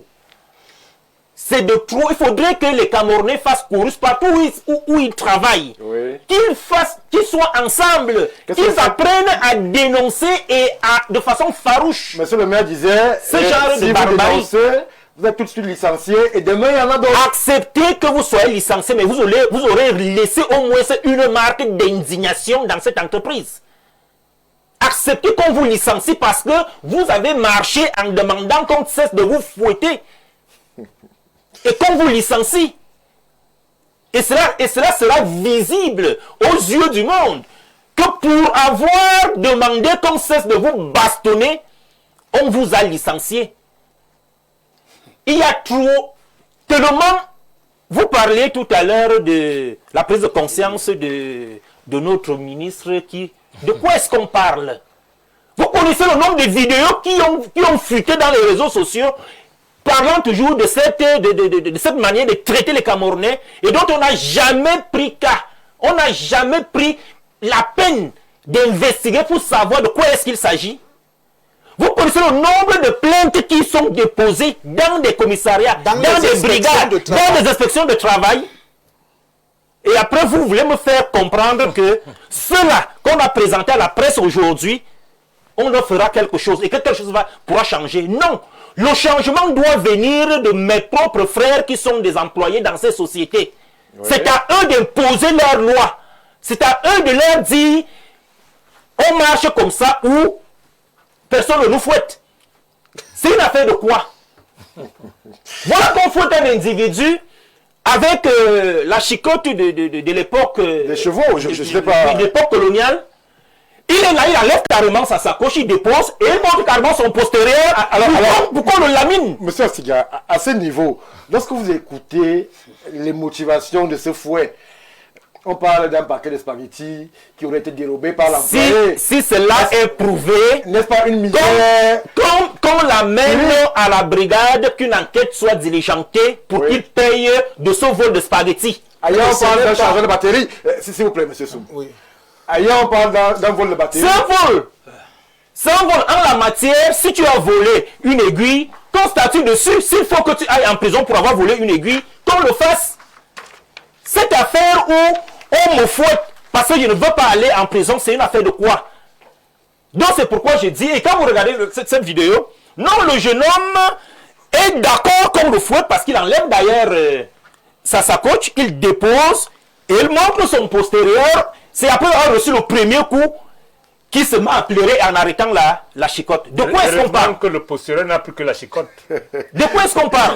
Donc c'est pourquoi j'ai dit, à Kribi par exemple, ils ont une grande société là-bas qui fait dans les carreaux. Vous savez ce qui se passe de ce côté? Tout récemment, il y a cela 2 mois, ils ont recruté plus d'une centaine de Camerounais. Aujourd'hui, même plus un seul ne travaille de ce côté. Et les mêmes qui sont ici au Cameroun ont des sociétés dans d'autres pays de l'Afrique de l'Ouest, par exemple. Vous voyez la différence de traitement qu'on alloue à ces derniers dans l'Afrique de l'Ouest. Là-bas, en Côte d'Ivoire, par exemple, oui. Tous ceux qui travaillent dans les entreprises chinoises sont bien traités parce que le gouvernement leur a établi effectivement les règles de bonne conduite en ce qui concerne le travail. Et ces derniers, pour chuter, et ces derniers sont venus recruter. C'est là que vous allez comprendre le paradoxe avec de quelle façon est-ce que ces gens-là regardent le peuple camerounais. Ils sont venus recruter plus de 300 manœuvres camerounais pour aller travailler dans ces sociétés. Parce que la main-d'œuvre camerounaise est moins chère. Elle laxiste. Parce que la main-d'œuvre camerounaise est laxiste. Parce que la main-d'œuvre camerounaise accepte de se faire bastonner. Et on transpose donc immédiatement les mêmes règles qui s'appliquent ici au Cameroun, du côté de la Côte d'Ivoire, dans les mêmes sociétés. Attendez, on parle de quoi? Bonne interrogation. Nous sommes abandonnés à nous-mêmes et j'interpelle mes compatriotes qui voudront travailler dans ces entreprises de faire chorus et de ne plus jamais accepter se faire bastonner de cette façon. Merci. Monsieur le maire, oui. La classe politique au Cameroun semble bien tiède. On n'a pas suivi de réactions sur une affaire qui concerne quand même les Camerounais dont vous souhaitez diriger les destins et les vies. Est-ce qu'elle ne vous interpelle pas? Vous, à l'UPC, on n'a pas suivi de communiqué, par exemple, l'UPC sur la question. Il n'y a pas un acteur au-delà du ministre du Travail qui est politique aussi, mais il n'y a pas d'acteurs de la classe politique qui sont levés et qui ont dit non à cet esclavage des temps modernes qui est vécu en terre camerounaise. Stéphane Barga, vous savez ce qu'il faut faire pour organiser une marche, même contre une entreprise qui est meurtrie des Camerounais? Il faut déclarer cette marche, on va refuser. Il faut le savoir. Il n'y a que la classe politique au pouvoir qui peut agir. Même sur les réseaux sociaux, on ne va pas suivre. Non, non, ça change quoi sur les réseaux sociaux? Ça change rien du tout. C'est les réseaux sociaux qui ont amplifié l'affaire. Oui, je suis d'accord. Mais il y a eu pire que ça. C'est que vous ne savez pas. C'est que le matin où le sous-préfet est arrivé, c'est parce que les populations sont arrivées pour brûler le magasin. Voilà les actes forts, par exemple, qu'ils doivent faire. Donc, en même temps, je ne partage pas que les gens se rendent de justice. Le plus important, si vous avez écouté le peuple lorsqu'il était au Cameroun, il a interpellé les chefs d'État. Il nous a interpellé, nous tous. Gouverner un peuple, c'est quoi? C'est d'abord le protéger. Ouais. Ça commence par là, le protéger. Est-ce qu'on protège les Camerounais? Pas suffisamment. Je peux vous rassurer que comment on peut avoir une entreprise qui utilise 60 personnes, il n'y a pas de contrat, la musique n'est pas au courant. Il fait comment? Il dit qu'il fait comment pour exister? Stéphane Barga, ça se passe comment? Est-ce que nous avons interpellé les employés d'une entreprise au quartier pour aller à son bureau? Faire quoi? Le délégué général du travail ici. Les inspecteurs vont là-bas, à quel moment? Donc il s'agit d'un système où la réalité est que, je ne sais pas pourquoi, parce que vous savez, si vous revenez à 1945-55, vous allez comprendre pourquoi le peuple est devenu timoré. Tous ceux qui ont levé la tête, les chanceux ont été envoyés ailleurs. Les magistrats sont morts. Oui.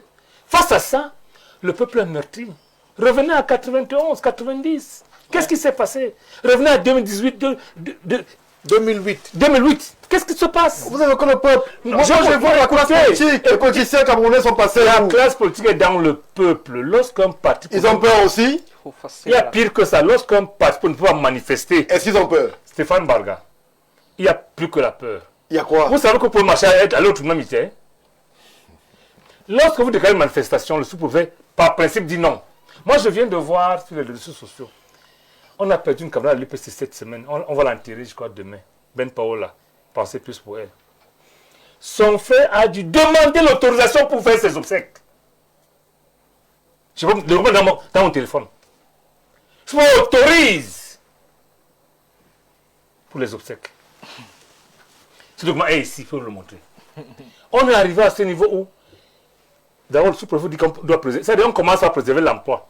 Pas les Camerounais, vous imaginez ça? Hein? On vous dit qu'on fait provisoirement à la demande même de l'entreprise. Stéphane Barga, il y a un problème. Je pense qu'il faut qu'on s'arrête un peu. Parce que si vous ne pouvez pas avoir un peuple martyrisé, vous imaginez que vous allez vivre bien, non? On est arrivé à un niveau où, quand personne ne fait confiance, Stéphane Barga, le réflexe, hein, si vous me battez, qu'est-ce que je fais? Porte plainte. N'est-ce pas? Mais si je porte plainte et que ça ne prospère pas et que je perds l'emploi, qu'est-ce qui se passe à la fin? Mes collègues font quoi? Ils vont prendre peur. Ils vont prendre peur. Voilà le problème. Vous demandez à la presse de manifester. Lorsqu'un parti organise la marche contre les délestages des néo, on interdit. On a vu ça ici. Un député vous dit, marchons pour dire non au délestage. Comme si dire non au délestage, c'est être contre le gouvernement. Oui. Voilà le problème, Stéphane Barga. Les gens sont donc timorés et commencent à prier Dieu. Malheureusement, c'est pour ça que le peuple fait foule. Parce que en fait, le peuple ne nous apporte pas grand-chose sur le plan matériel. Mais sur le plan moral, il nous réconforte. Que vous êtes encore des hommes. Stéphane Barga, lorsque vous écoutez le ministre parler devant Sinomark, le sous-préfet parler, il parle de quoi? Il ne parle pas des Camerounais. C'est vrai que le ministre, pourquoi il a quand même dit qu'on va punir les gens. Mais on préserve l'emploi. J'ai dit au départ, pour créer une entreprise, il faut respecter les lois du Cameroun. C'est ça le problème. Malheureusement, on les foule aux pieds avec la complice de nous-mêmes. Va le danger. Merci. Merci, monsieur le maire.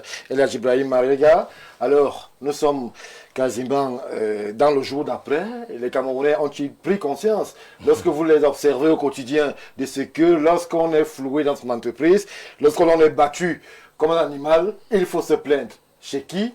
Comment? Autant de questions. Voilà. Cette semaine, je crois, c'est mardi, aide de Congo. Oui. Ils ont, n'est-ce pas, trouvé où un étranger n'a plus le droit de faire le petit commerce. Ce Chinois, ce Libanais, ces Indiens qui viennent, les Turcs, ils font dans le gros. Mais tous les petits trucs détails doivent appartenir aux citoyens. Ils ont signé. Ça fait 3 jours. J'ai parlé de ça il y a 1 mois voilà. Avec un compatriote qui m'a dit ici, ça va exciter la guerre. Un Chinois, un million pour la route. Oui. Ils ont vidé toute leur misère. Les Nigérians, pareil. Pareil. J'ai dit ça qu'un Nigérian ne doit pas faire du Si détail. nous sommes organisés, que nous avons des dirigeants sérieux, soucieux de nous protéger, les petits emplois là, des Camerounais, vraiment qu'ils essaient de copier ce bon exemple.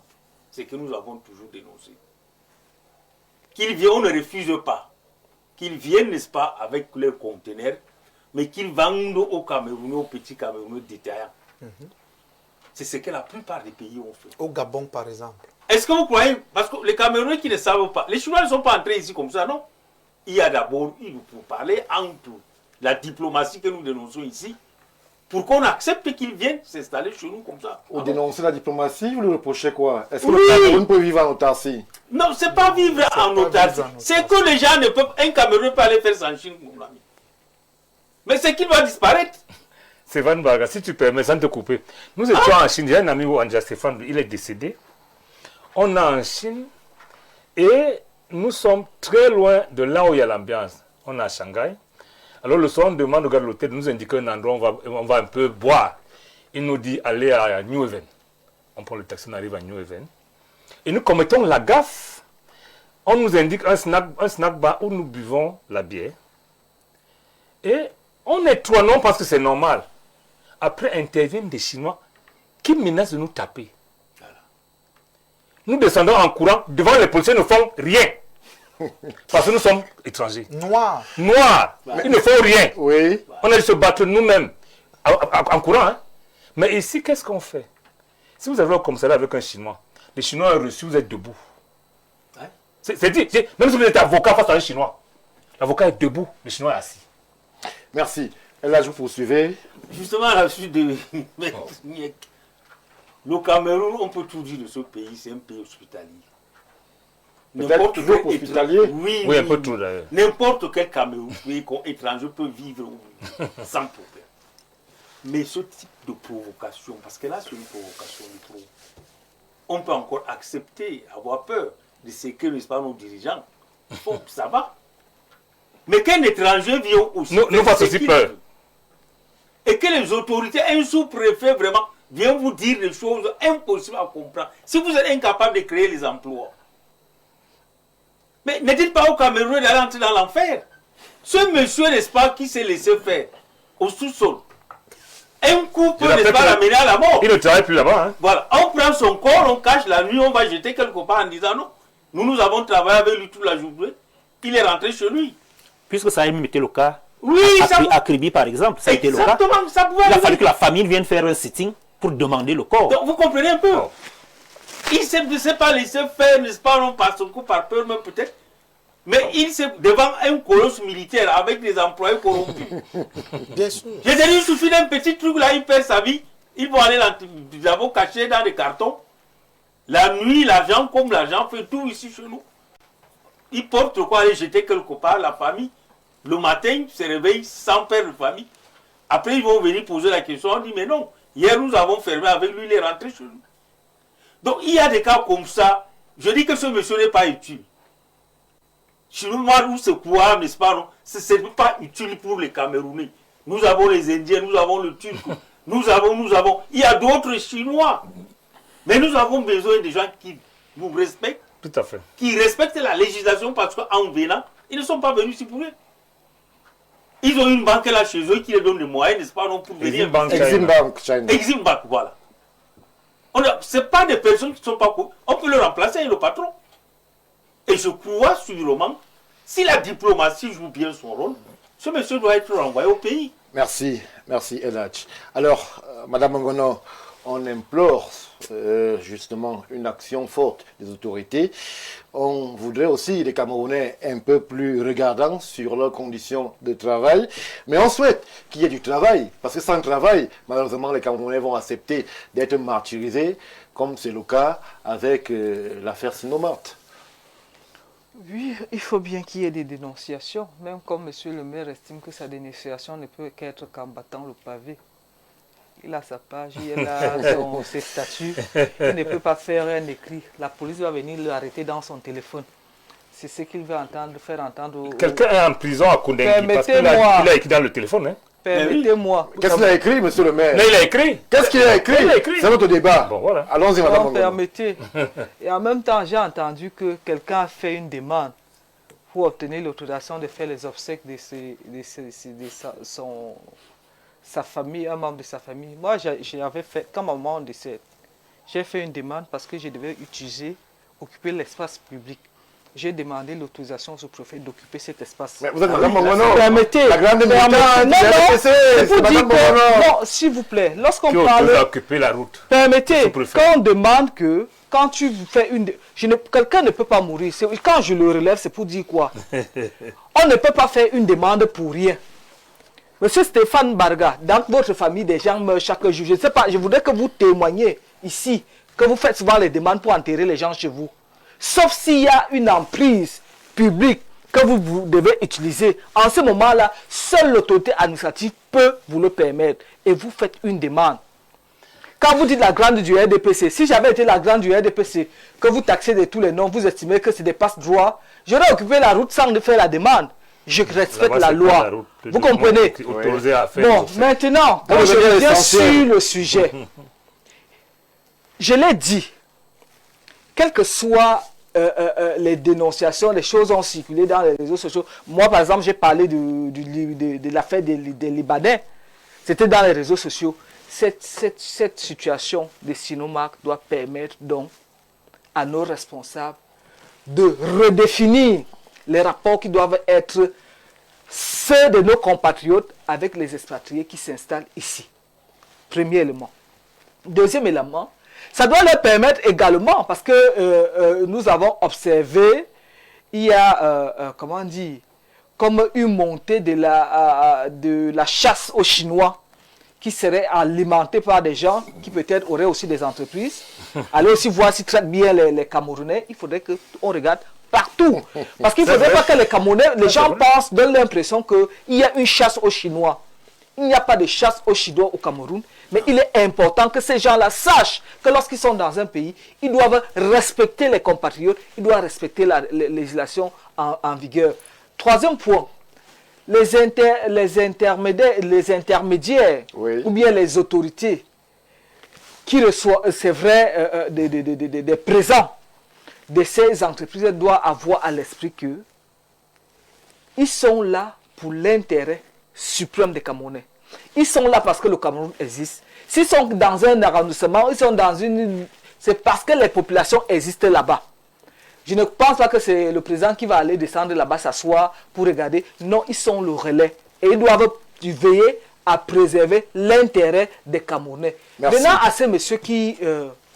tantôt, on parle de... On appelle ça quoi on parle de paquet de spaghettis.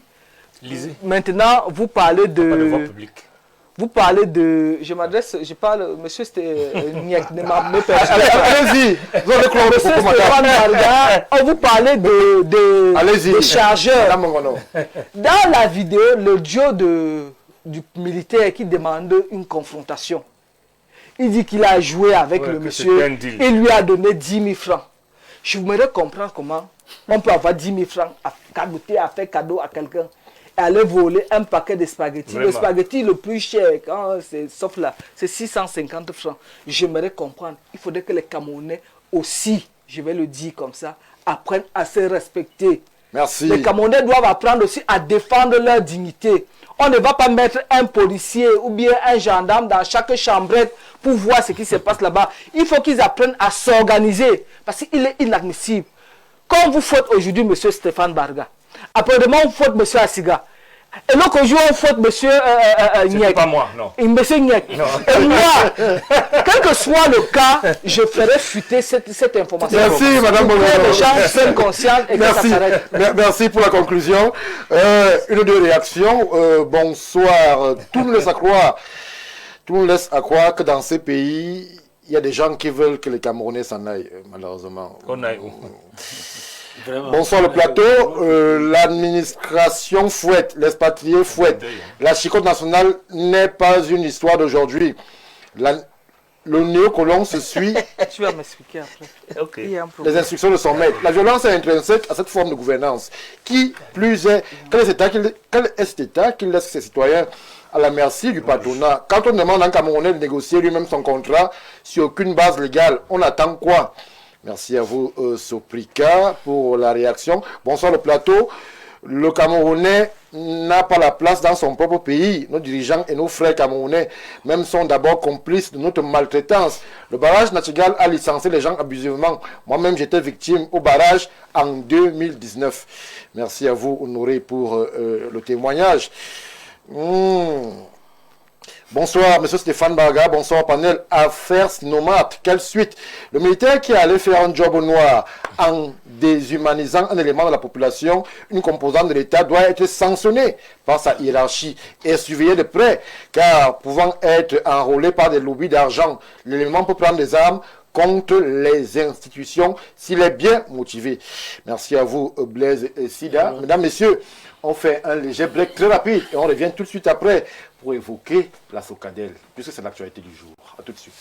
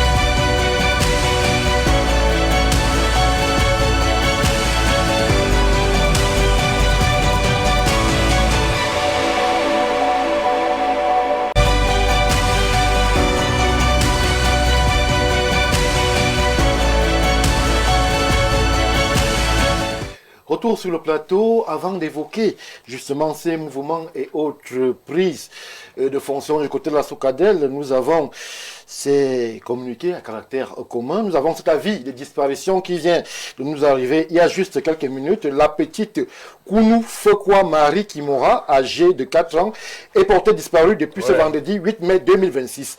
Elle a été vue pour la dernière fois au marché Mboupi, c'était du côté de Douala. Toute personne l'ayant aperçue est priée de contacter d'urgence ses parents au numéro 6 70 15 85 ou alors au numéro 6 97 67 53 43. On va faire un effort de revenir sur les numéros parce que c'est important. 6 70 56 15 85 ou alors 6 97 67 53 43. Autre communiqué qui justement nous est parvenu, c'est un programme d'obsèques de monsieur Bienvenu au Somo.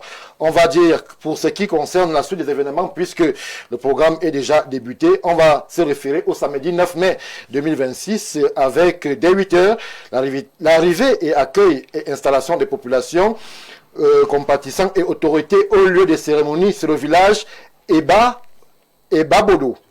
Le village Eba Bodo. 9h, transfert du corps au lieu de cérémonie au village Eba Bodo.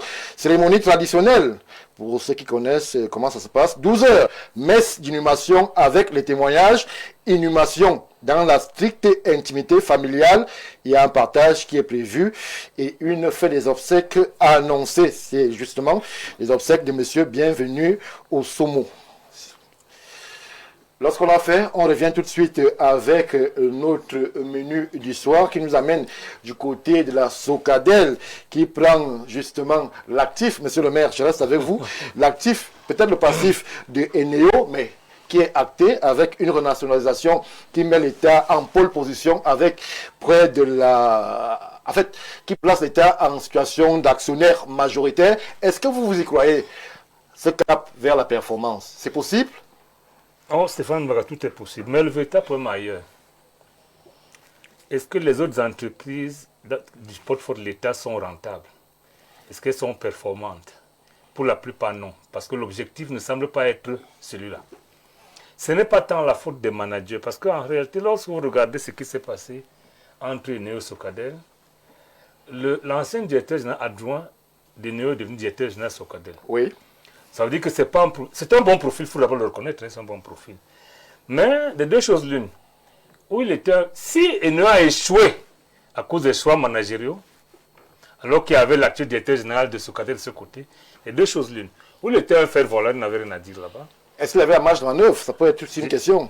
Maintenant, qu'est-ce qui change véritablement? Si vous lisez le cahier de charges qu'on a, si vous écoutez, parce que moi j'ai écouté le discours du ministre de l'Eau et de l'Énergie. Nous sommes, monsieur le maire, nous sommes à la cérémonie de ce jour, où justement on a pu apercevoir tous les acteurs concernés par cette passation technique de compétences entre Eneo et... Non, moi j'ai suivi le ministre de jeu qu'on a nommé ses dirigeants. Oui. Première chose, il faut restructurer. C'est urgent? Mais on ne peut pas faire autrement. Vous ne pouvez pas prendre une entreprise qui va mal, qui a un endettement abyssal, et continuer comme s'il n'y avait pas de problème. Moi, je ne parle pas des clients qui se plaignent, je ne parle pas de ça. Je dis l'entreprise en elle-même. Et nous qui espérions moins de délestage? Ce n'est pas évident, parce que ce n'est pas parce qu'on va changer un DG ou le nom d'entreprise que ça va être performant. Le problème, c'est un problème de choix structurel de comment on gère l'entreprise. Oui. Est-ce que l'entreprise doit être une entreprise normale, c'est-à-dire qui produit des bénéfices? Ou alors c'est une entreprise de développement qui crée l'emploi, qui peut être déficitaire parce que l'État va mettre l'argent? C'est un choix. Deuxième chose, est-ce que l'entreprise qui est déficitaire, ça c'est la palissade? Est-ce que l'État est au-delà du capital de 43 milliards et poussière? Est-ce que l'État peut y injecter de l'argent? À nouveau? Bien sûr. Mais c'est pour ça qu'il faut restructurer pour savoir s'il faut investir là ou tuer même ça une fois. Parce que moi je suppose, si j'étais à la place de l'État, j'aurais restructuré avant de nommer les gens. Parce que la tâche qu'on leur donne, c'est eux qui font la restructuration et c'est eux qui gèrent. Ça va être très difficile. C'est très difficile. Aujourd'hui encore, si vous regardez le portefeuille de Néo, en termes d'endettement, je vous ai dit, tout le monde le sait, oui. En termes de qualité de service, alors, c'est Néo qui part, il n'a rien respecté du cahier des charges, mais est-ce que c'est un mal pour un bien? Moi, je ne peux pas le dire. Le Cameroun sait pourquoi on a privatisé la société Sonel. Le Cameroun est censé avoir fait le point. Est-ce que ça a bien marché, ça a mal marché, je ne sais pas. Ils savent. Mais il me semble que le Cameroun a racheté les actions d'Actis. Oui. C'est-à-dire qu'il y en avait encore qui valaient quelque chose. C'est ça l'économie, malheureusement. On ne rachète pas ce qui n'existe plus. Le Cameroun a racheté Eneo plus cher qu'on l'a cédé. Ça veut dire que si on Ça veut dire fait... que l'État a perdu de l'argent. Ah, je ne sais pas si l'État a perdu là. Ça veut dire que ça se portait bien. C'est le service qui était médiocre. Parce qu'en réalité, une action d'une entreprise qui ne se porte pas bien ne se vend pas. Perd de sa valeur. Elle perd sa valeur. Mais lorsqu'on a acheté plus cher qu'on a vendu, ça veut dire qu'en réalité, l'entreprise a pris, les actions ont pris de la valeur. Donc à la fin, ce qu'il faut faire aujourd'hui, c'est ça le plus important, c'est restructurer, faire des choix. Et moi, je fais confiance au DG, je fais confiance également au PCA, même s'il a quelques gaffes qu'il a commises ailleurs sur le plan personnel, mais sur le plan managérial, Antoine Semi. oui, il a l'avantage d'être un homme libre. Oui. Je ne pense pas qu'il soit tenu aujourd'hui. Et donc, il devrait, sur le plan stratégique, faire des choix, quitte à ce qu'on le démissionne. Merci. Parce que ça peut arriver que vos choix ne correspondent pas, après la situation, à ce que le gouvernement veut. On vous démissionne ou vous démissionnez. Merci. Mais ce n'est pas notre souhait. Notre souhait est que l'entreprise soit restructurée, qu'on y mette de l'argent, parce qu'aujourd'hui, le portefeuille a grandi. Hein. On produit, on transporte, on distribue, tout ça. C'est lourd, vous comprenez? Mais c'est dire que le Cameroun veut reprendre ce secteur de l'électricité, c'est une bonne chose. Mais il faut mettre les moyens pour que ça décolle. Merci, monsieur le maire. Monsieur Assegna, il faut mettre les moyens pour que ça décolle. Il faut restructurer. Qui dit restructuration dit forcément licenciement. Pas absolument. Dit un peu plus de sérieux dans le management.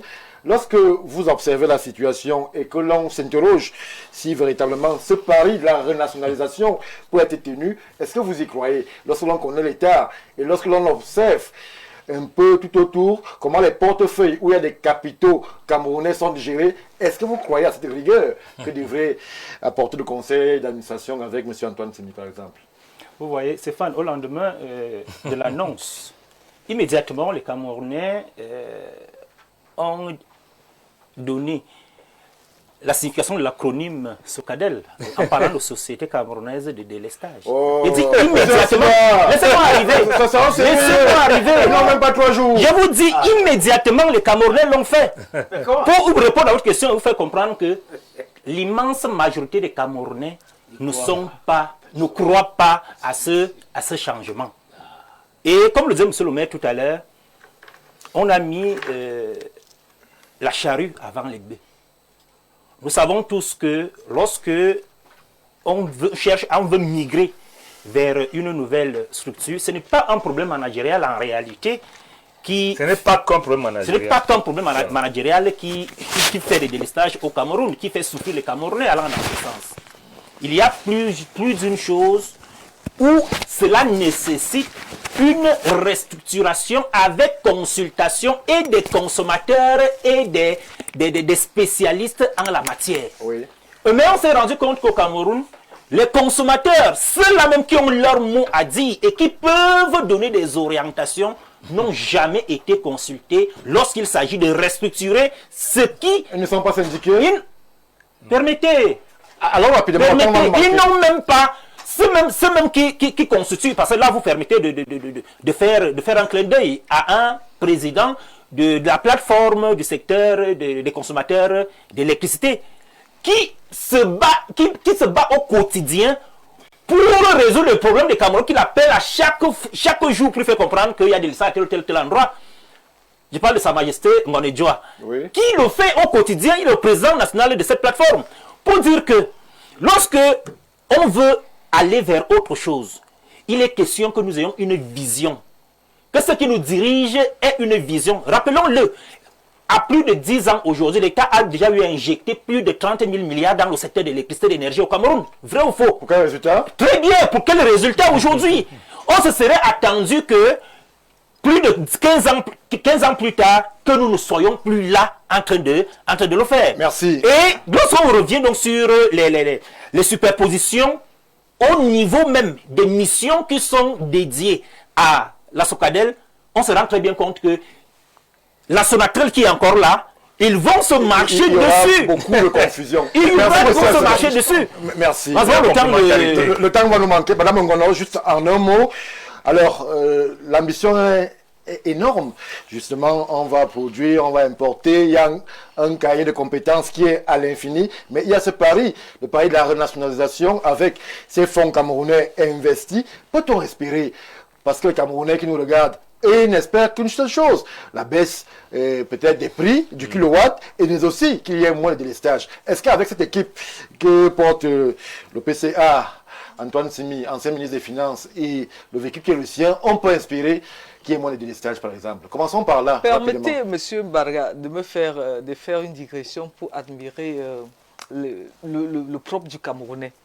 Sur ce plateau, j'ai eu à partager le plateau avec certains qui disaient que c'est inadmissible qu'un secteur de souveraineté comme l'électricité soit tenu par des étrangers.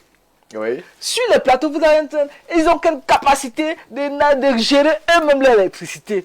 C'est justement le propre on nous appelle les gens du continent.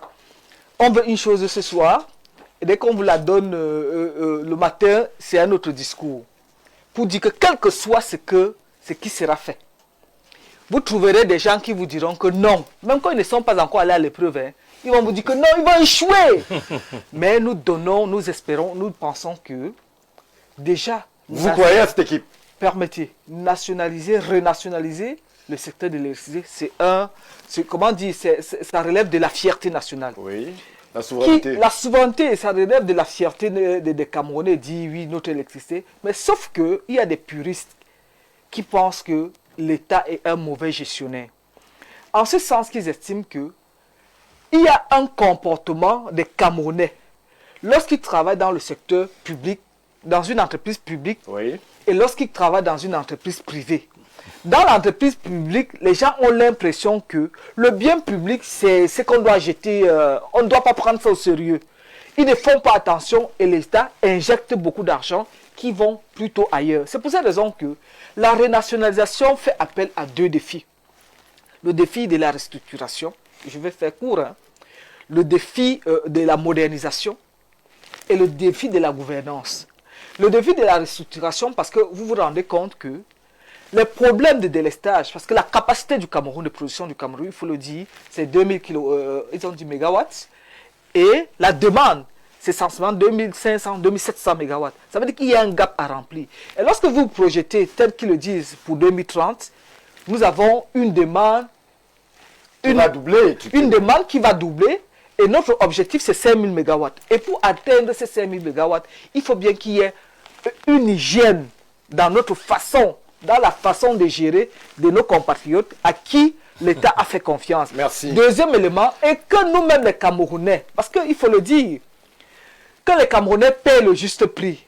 Au lieu que, entre votre compteur et ma maison, je viens mettre un fil et vous vous retrouvez en surtension, il faut que les Camerounais apprennent il faut la diversifier, diversifier les sources d'énergie pour permettre à tous les ménages, par exemple dans les secteurs, dans les zones rurales, avec l'énergie solaire, je crois que ça allège. Mais nous pensons qu'il faut également digitaliser le paiement. Dites-vous que chaque fois, non, permettez, vous vous rendez compte qu'il y a comme un ralentissement, ils doivent accélérer pour permettre qu'il n'y ait plus de contact entre le client et l'argent. Parce que si on continue à payer à la caisse, il y aura toujours des distractions. Or, quand on paye à l'électronique, vous êtes sûr au moins que l'argent va quelque part et ça va permettre maintenant de restructurer ou bien de faire les investissements nécessaires pour permettre aux Camerounais d'avoir moins de délestage ou bien d'avoir une énergie de qualité. Merci Madame Mongono pour la quintessence. Et là, je m'arrête.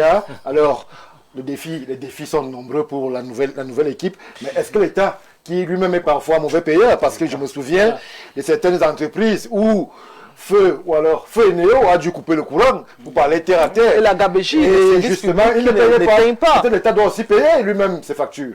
Oui. Vraiment pour ça dans la restructuration, les choix stratégiques. Est-ce que l'État va payer? Quelqu'un a écrit, n'est-ce pas, non, pour le cas du football programmé pour échouer. Parce que là, on dit toujours que le président Paul Biya n'a pas la main heureuse. Quand lui-même voit le PCA dont vous avez parlé, avec qui moi je travaille. Oui, monsieur Antoine Simi, qu'est-ce que vous lui reprochez? Je travaille avec ce monsieur. Le jour qu'on l'a relevé, on l'a appelé à la primature. Il est rentré trouver 2 gendarmes devant son bureau. Nous étions, dans notre bureau, pas loin d'ici. On est d'accord? Le jour qu'il est venu passer le service, il est parti des finances. Nous autres là, on le huait. Alors, qu'est-ce que vous reprochez à Chicago Boy?